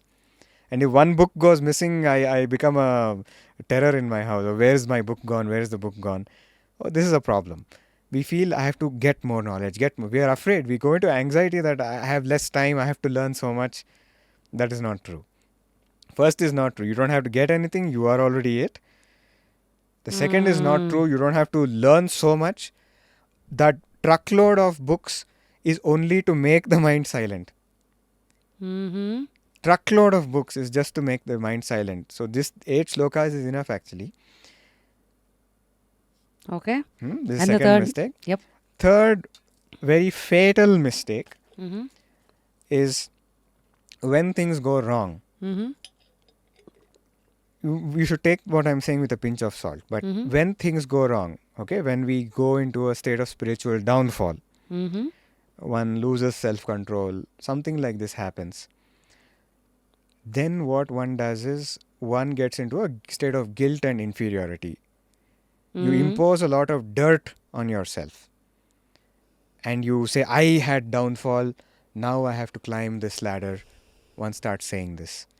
But there, this Viveka again has to be brought in that no, something happened in my car, my gunas. I was and am still that pure consciousness. So, this distinction can just bring you back from downfall back to the spiritual path. Wow. But that doesn't mean you keep making mistakes saying I can apply this, of course. But despite one's best efforts, if downfall happens, downfall didn't happen to you. It was just a play of a wave in the buddhi, that's it. Just as the ocean is not dirtied by a wave that is in the shape of a dustbin, similarly, the mind is not dirtied by any wave of downfall. The wave comes, it Mm. goes, now you're back to purity. Think too many things to take away. I have to pause, reflect, Yes, yes. practice, and Try out. try out. So now you're a karyakarta with Vedanta Vedanta Bharati. Bharati, right?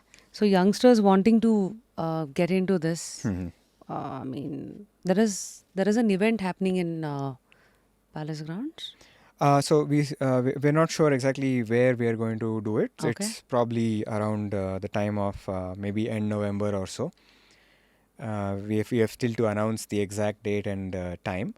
What's happening Uh, there? so what's happening there is that the aim of this Vivekdeepthi program is that we want this knowledge to reach at least 100,000 youth in Bangalore. How do you intend to do that? So we are trying to reach out through colleges, through various online platforms. We have our own LMS, learning management system, where people can audit this course Mm-hmm. online and register for it, vivekdeepthi.org.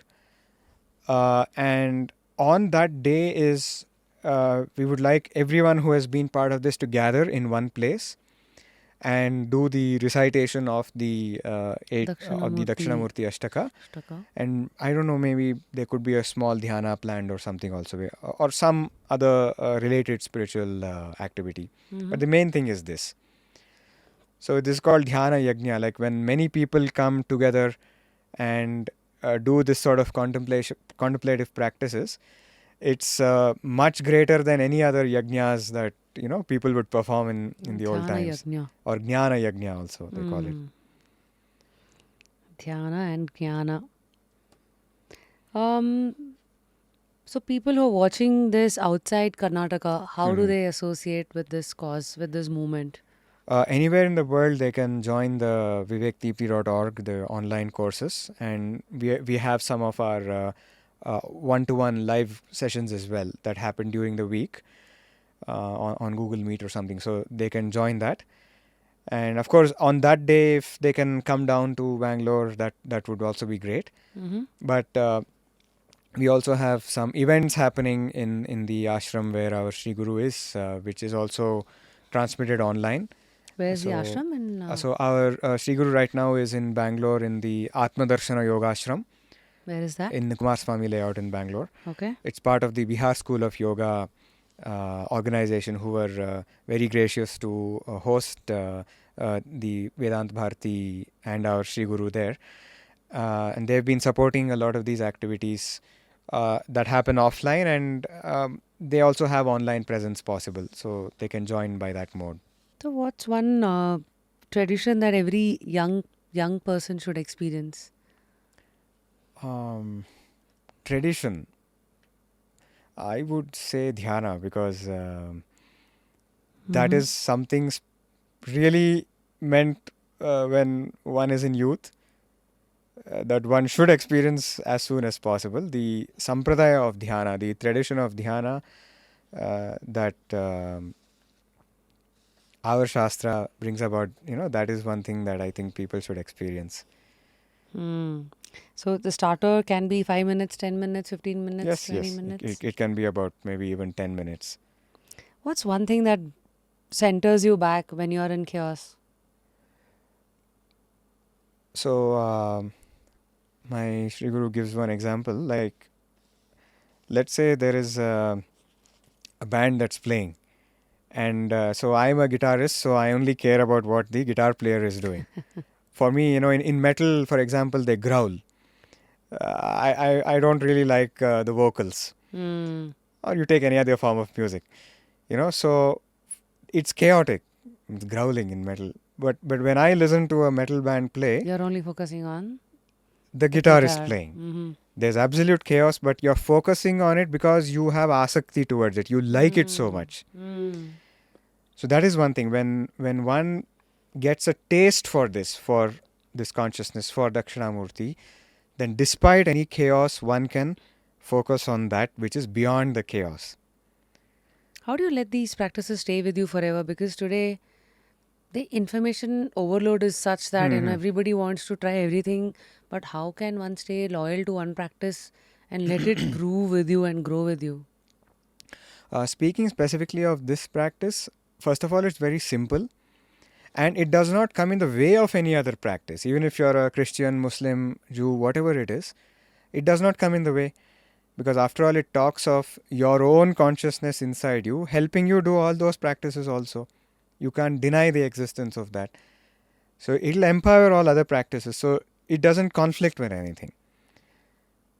So in that sense, despite many other things one could be experimenting, one could still stay grounded to this. Hmm.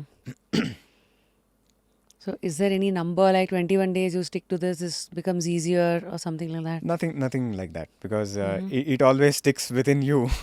It can never abandon you, this consciousness within. So there is no such time frame or anything that's mentioned. So, you might have heard this.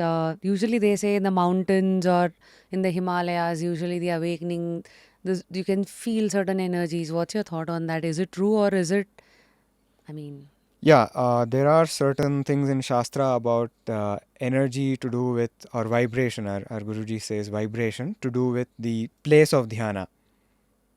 Certain places are more conducive for dhyana. why so? Uh, so I don't know the exact answer to this, but I would rather say that this energy which is within you is there all over the cosmos, because the elements are there everywhere in the cosmos, right? And when you sit in a certain place, your mind is not restricted within the body. The mind can go beyond the body also. The fourth shloka commentary says this, which means it's constantly interacting with energies outside the body. Constantly. That's the sixth sense, right? We would just call it the mind at this state. Okay, so being, for example, in the presence of Mahatmas, in the presence of Shri Guru, will make the mind more silent by in a very natural way, without much effort. So, these are the places either which has had the Mahatmas do the yeah. energy. So you were speaking about one place where you kind of got into dhyana, where you could feel the energy more. Yes. Can you walk us through that experience? So the place is called Japatakatte. It is an ashram on the banks of the Kaveri River In Karnataka, in right? Karnataka, and where a lot of avadhutas, so these are yogis that you cannot see, are still walking and wandering there, doing their practices. And one thing, what is special about India in general is that wherever you go, these Siddha yogis are there. There were many of them, so they are bound to be there in most places. Why So is it they are not in the physical form? they have They- transcended the body. So all the limitations of the body, they don't need the body anymore, and they don't want to be attached to the defects of the body. So they've easily transcended it.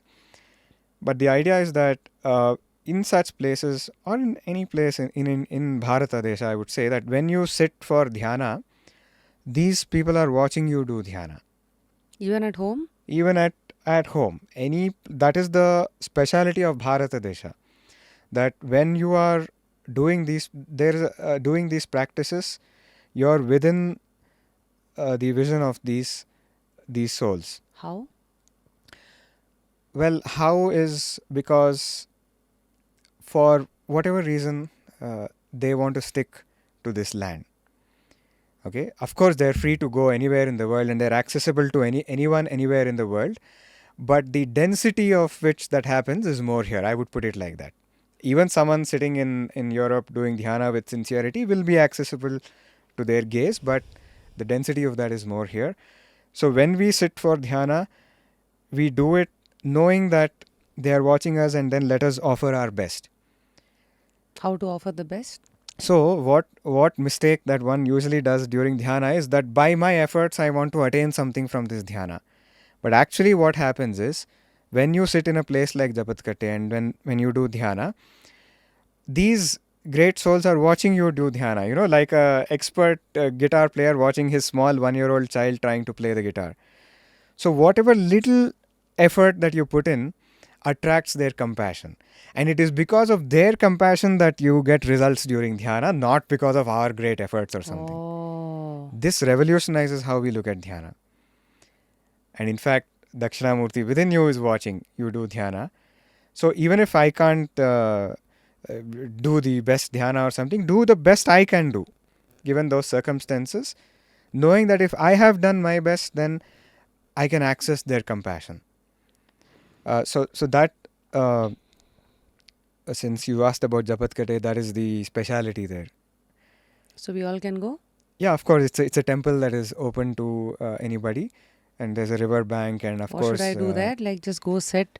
one Just can 2 minutes. practice the Dakshinamurthy Ashtaka, for example, and one could try out dhyana on them also. So now I have a doubt. Like you've heard of the story which talks about there are two wolves inside. One Huh. is your bad wolf and the white, Uh-huh. the good and the bad. Right. So what you feed more is what is going to get Yeah. stronger. Mm-hmm. So now this theory, Hmm. now if there is Dakshinamurti inside or if there is Uh, the Atma inside, right. then where are the wolves? Is this of the mind? Yeah. So our Upanishad does not say two wolves; it says two birds. So it says there are two birds. One bird is always eating the fruits on the tree, and another bird, anashnan anyo abhishakachiti, which means that another bird is not eating anything; it's just watching the second bird. The first bird is you, the second bird is Paramatma, Dakshinamurti. Both are there and they reside in the space of the heart. What the real consciousness does is he's the witness. He's not attached to any of the gunas, any of the volitions of the mind, all of this. The other one associates himself with that and does all this stuff. Now the second bird, which eats the fruits, which associates with the mind and does all the activities, that is prone to what you said, which is the more sattvic activity one does, the more sattvic impressions one has, and the tendency to do that activity more is increased. The more tamasic activity one has been doing, the tamasic impressions and tendencies are more, allowing him to do more tamasic activities. Like Here, how does one kind of come out of this. like we want to feed the Good. good always more, Hmm. but there are a lot of bad thoughts coming in. Let's say, I mean, how do I break the chain? How do I consciously? One shortcut is there. How do we break the chain? The Bhagavad Gita talks about it in great detail, but Dakshinamurti offers a secret shortcut. I have, let's say, practiced tamasic activities for a long time for whatever reason, and now I'm in a very disturbed state. How do I come out of it? One way is, okay, I start practicing sattvic activities, make my mind very sattvic over a very long time, and then slowly mold myself out of it. Another way is just come out of it, which means that this was the mind and waves of the mind. I am the one pure watching the mind. Detach yourself. Exactly. Then what happens when the tendency to do the same old tamasic activity comes up again? Then you say, I am that pure thing watching this. I am not the one who has to be stuck to that tendency. So we don't reinforce the lie that I am impure. Rather, we go to the truth that I am pure consciousness. then that tendency becomes quiet, It dies because there's no dies down. support, there's no identity associated There's with no it. identity. Once that happens, of course, one is free to bring in the sattvic activities. This is a very nice shortcut that Deep this stuff. teaches us. Deep stuff. So, with so much that has changed in you and has moved in you, in your seeker's journey, now what God do you pray to? I worship Shiva every day. Dakshinamurthy is also an avatar of Shiva. So How does one choose what God? Like, I'm he sure there's chooses a. you. Oh, yeah? Yeah. So now you have your Ishta Devata, you have your Kul Devata. Yeah, so do I choose the deity or the God? Or, yeah, how does it happen? Because choose means that there has to be a special love for that God. So that cannot come out of our own choice. That comes out of His grace. In Oh, fact, the very starting point of this bhakti is even getting to read the stories of that particular God. So just getting the opportunity to read the stories of Shiva comes out of His will to oh God. bless you. That Like they say, we think it's our will, that is also his or her yeah, grace. especially in this context. So it's an illusion that I think that okay, it's me who's driving it. Yeah, of course. The only thing that the me can do is offer ourselves completely to His lotus feet, and then He drives everything. And in that act of offering, of course, there's a lot of action. We can't just sit still and sleep all day saying He'll do everything. We have to actively offer ourselves to Him How?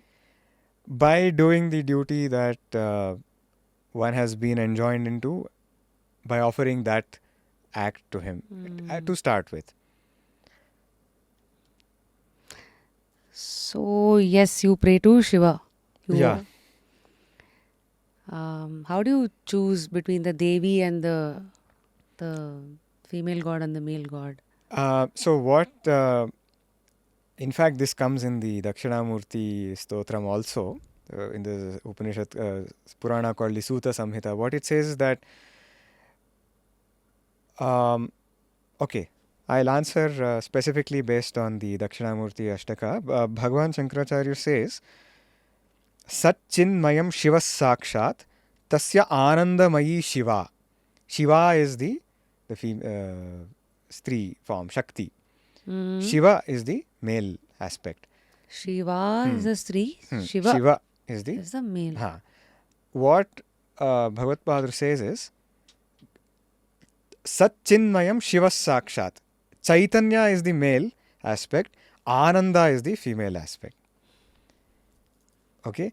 If you see Ardhanarishwara Swarupa, in Lalita Trishati, there is a nama called Ishwarardhanga Sharirinyai Namaha. For that, in the Shankara Bhashya, it said, the right half is Chit, consciousness, the left half is Ananda. Both exist, actually, they are not separable. They are not two different things. The mistake we make is that consciousness and Ananda are different, that I am conscious of Ananda. Actually, Jnana is Ananda. Shiva is Shakti. And the Shivalinga also expounds this very truth, that consciousness and Ananda cannot be separated. And the Shiva Linga, the whole Linga itself is that, right? Yes, Shiva and the two Yoni aspects. and Yes, exactly. mm. So there's nothing to choose actually. So it's just that people take Whatever route is where the mind stabilizes itself easily. You take that route. What's your thought on how multiple gods have a quality and that has been tapped by humans? For example, Hanuman for dhairya, matlab for courage, Lakshmi for money, Saraswati for wisdom. So how did all of this stem? See, the idea is Saraswati, Lakshmi, and Kali or Durga are exactly the same mother. When you're in trouble, your friend is beating you up, and then you want someone to save you, you call your mother Durga. So different modes of the same. different names of the same person. When you want to get something, you call your mother Lakshmi. When you want to get knowledge, you call her Saraswati. So she's the same mother. Based on what you want to pray for, she takes these three different names and forms. So in that case, why is that there is no male equal to this? Like in male, of course, we have Brahma, Vishnu, And Maheshwara, Rudra, one yeah. the creator, the operator, and the destroyer. Yes. So is that a parallel? Like That is a these? parallel.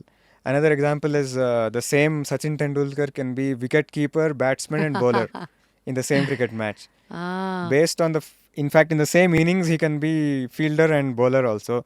So during the creation innings, Dakshinamurthy is called Brahma. During the preservation or operating, during that innings, he is called Vishnu. During the destruction innings, he is called Hara or Rudra. so now they say Vasudhaiva Kutumbakam. Huh. So now even we see Vishwarupa and all of that. The whole world is now Vishnu's creation, they say. So then where the Shiva now have this thing, because again, is it all like a quality? Like there are three qualities of the humanity. Yes, exactly. Sattva, Rajas, Tamas. So that represents these three: Brahma, Vishnu. Brahma, Rudra. Sattva, Vishnu, the Rajas, Brahma, and the Tamas aspect to Rudra, because he does the destruction in the end. So overall, this man, as in Vishnu, is the the biggest Vishwaroop. I mean, what do you call? He is The supreme. the ultimate truth. So what happens is that actually Shiva and Vishnu both are Dakshinamurti only, Chaitanya only. But in Vishnu Purana, Vishnu is extolled as that Paramatma Tattva, Nirguna Tattva, pure consciousness. And in Vishnu Purana, Shiva and Brahma would be the consciousness with form, Saguna. So they are given a little lower. So Shiva is the devotee of Vishnu in those stories. But in Shiva Purana, Shiva is treated as the ultimate consciousness. Vishnu as not the pure Vishnu, but Vishnu with the four hands and that form. Now the next question would be, why are there so many Puranas? What is each trying to say to the humanity? They're all saying the same thing, which is that you are Ananda. Because if one carefully reads each Purana, it has this Vedantic aspect, the Advaita aspect. Each Purana, it talks of exactly the same thing. But however, each one may have a different flavor that they like. Some may like the stories of Krishna more. For example, me, I like the all the tricks that Shiva did more. So it depends on one's It's the flavor. affinity.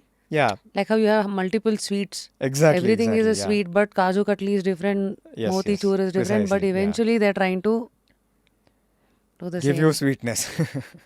Oh, deep.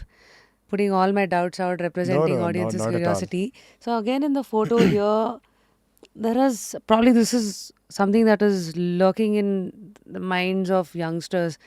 Like the minute we see God's representation, we see extra hands. Yeah. So what does that represent? Why do they have extra hands? So first of all, this photo is like a blueprint of a house.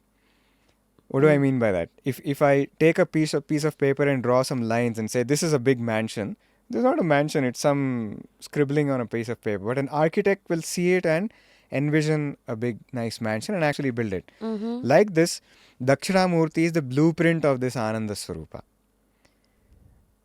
As in Like how? this. So what now, is a photo? let me explain few aspects. Mm-hmm. The first aspect is there is a Asura, he's stomping with his right leg. Not placing, he's stomping him with the right leg. Who's that? He is a Asura called Apasmara. What is this Apasmara? Apasmara is we have forgotten who we are. We have forgotten that we are Ananda. I'll give you this example. I'm wearing this and I go searching everywhere. Where's my specs? Where's my specs? Where's my specs? I'm able to search because I'm wearing the specs. It's in my Anubhava now. But I don't realize that I'm wearing it. That is Apasmara, the demon. Dakshinamurti stomping him means you're stomping that which is clouding our remembrance of who we are and Uh-huh. awakening that remembrance. That is one iconology. Um, the second one, which is the Jnana Mudra, which I already told you, is that Dakshinamurti is saying, I am always with you as your inner consciousness, as your Ananda.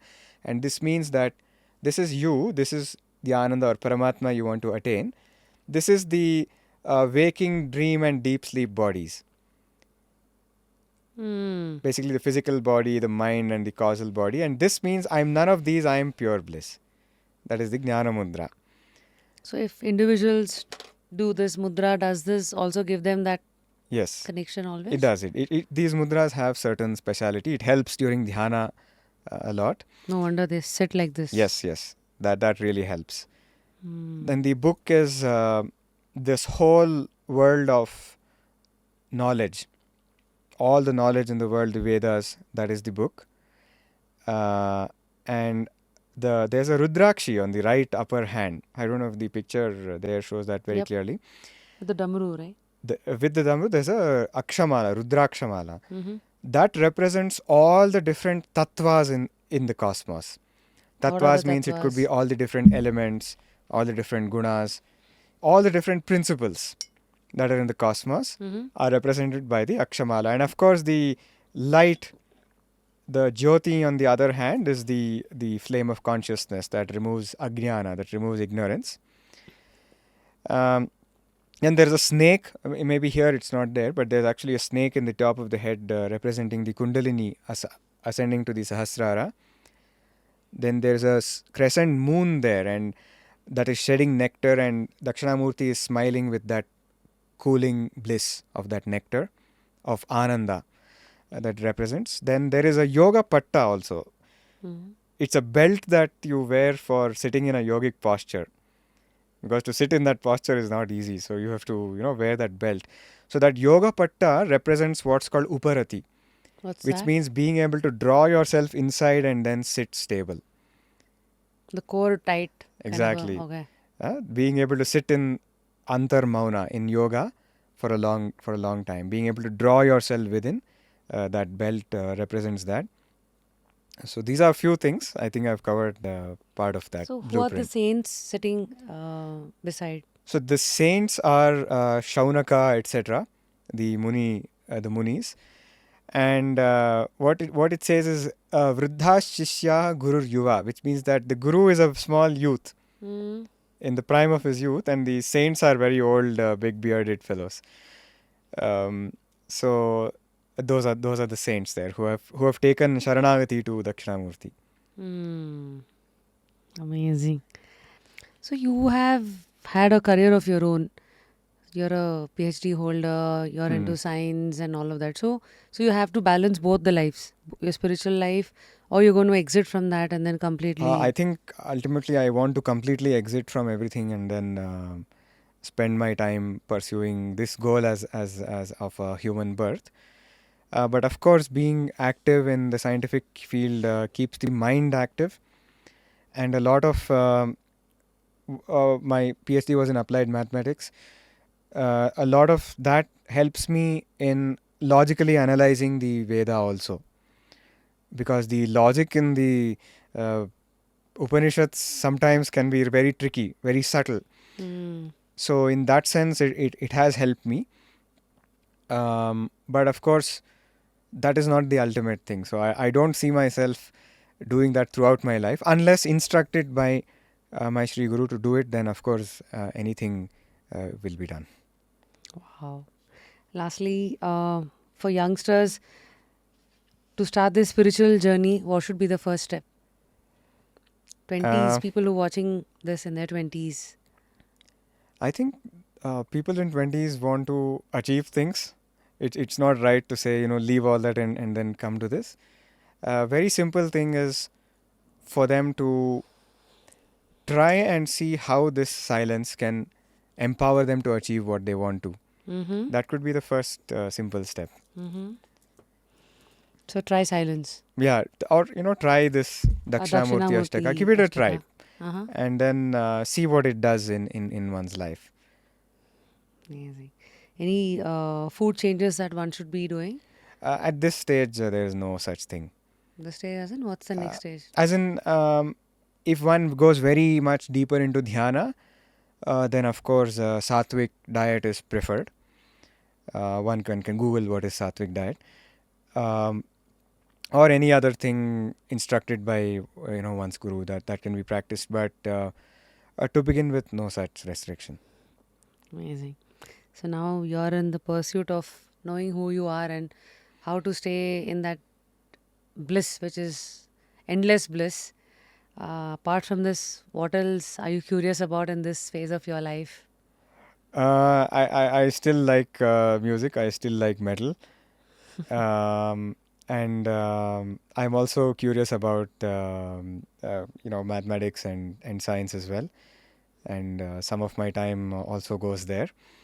And recently, we are also trying to explore interdisciplinary research, which looks at quantum mechanics, looks at advanced, modern science in the light of Vedanta. So this is right now something I'm very curious to pursue.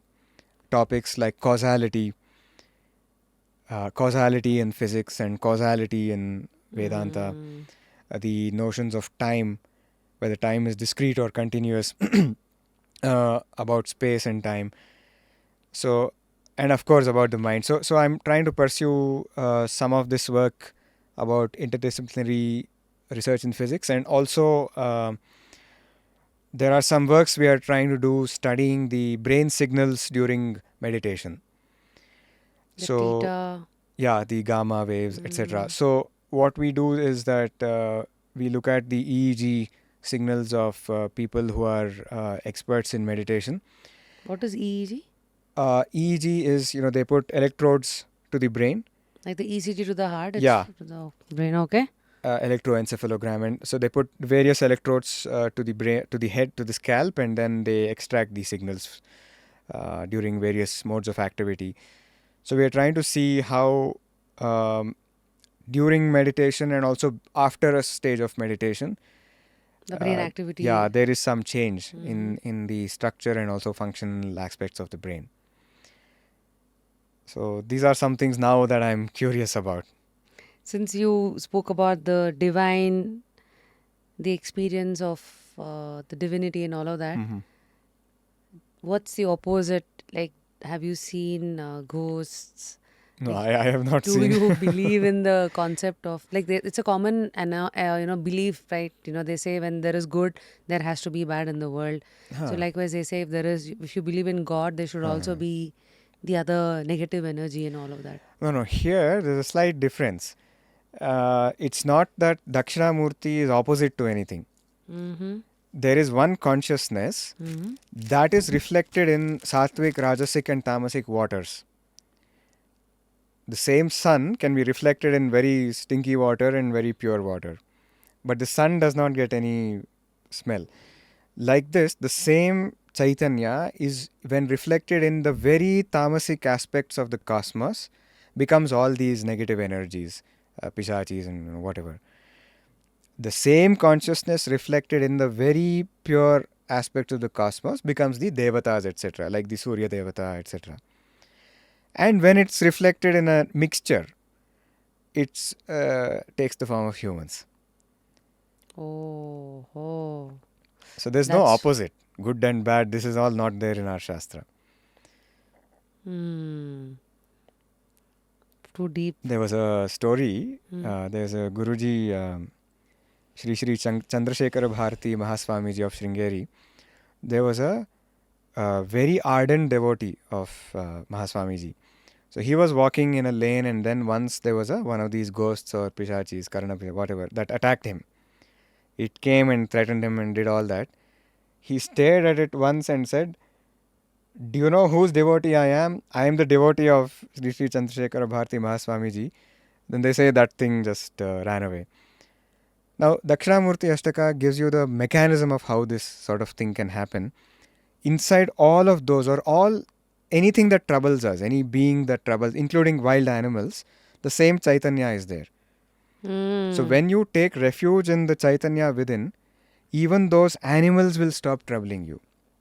In our Matha, this experiment was conducted about 15 years ago. It was conducted, this is a real story. It was conducted, and then even rats which were troubling, they stopped troubling. And by simply reciting the Dakshinamurthy Ashtaka Stotra, Wow. by knowing that, of course, this doesn't mean that any day anyone recites this immediately happens. If the bhavana is really that pure, that strong, The alignment is. yes, then that can happen. How old is this Dakshinamurthy Stotra? Why is that it's not so widely popular like your Suprabhata or your Vishnu Sahasranama? It's as old as Bhagavad Padru, Bhagavan Shankaracharya. It was composed by. 8th century. Yeah. And maybe why it's not popular is that people have this fear of Vedanta. Oh, it is something complicated. It's not simple. It's something very deep, and after 60s, very bad misconception. But if you really think about it, this light in the pot, this example, even our Guruji gave a talk, upanyasa to UKG students. Even they understood it. So it's actually the simplest thing. Maybe that's misconception is why it's not so popular. Amazing. Thank you so much, Ashutosh. I guess you've given us a good deep dive into the concept of Dakshinamurthy Ashtaka, spirituality, dhyana, understanding the gods, Puranas, and where should one start their spiritual journey and how to get rid of confusions, how to handle the mind, body, consciousness, and lot in between. How was Just Curious for you? So I think I'm even more curious because I think your questions have made my mind now want to think about several things, and lots of more inquiry will come in me definitely thanks to this, and I'm very glad and thankful to you to give us an opportunity for this. This pleasure is always mine. Like I keep saying, I'm just a bridge, that's it. I think after Just Curious, I'm just more curious. I think we can do multiple episodes with you. Hoping to do so in the days to come. You should definitely be part of our Just Curious Karana as well. Definitely. So I guess this is a book. I don't know what kind of a reader you are. This is The Pursuit of Happiness. Oh, nice. I've heard about this. Right. So this is by Daniel G. Brinton. So yeah, Dr. Ashutosh, keep seeking and guiding. Science and spirituality well balanced. So, thank you so much. There you go. Thank you so much. So this is a very small memento from us. Hari, thank you so much. So this is first of all the Dakshinamurthy Ashtaka. Yes. And so this is a small lamp. Last year we had a program called the Kalyanavristi Abhiyana in Bangalore. And since we are talking of Vivekdeepthi, let the consciousness always illumine. Thank you so much. And there are. So is there a number that I should be lighting, or there are 3? No, nothing specific. Okay. And this is a small token. Thank you. Bhagavad Padru.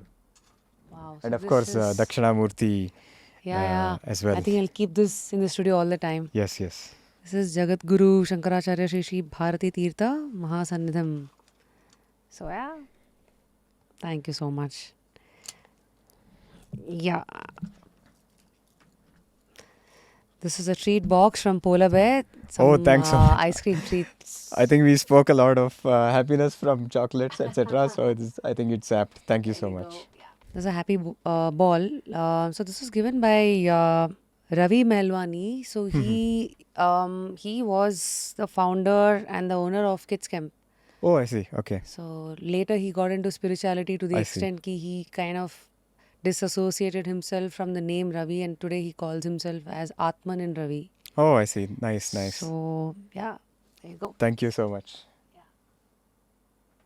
So I guess today's episode, I'm sure, has given you a good understanding as to where you stand, where you want to be in the pursuit of who you are, what is it you want from this life, the purpose, and how to navigate happiness outside. Most importantly, looking for answers deep down is just a beginner's index. I guess until next time, what do I say? I think I read this very interesting line wherein it said, when you're praying, you're talking to God, when you're meditating, you're listening.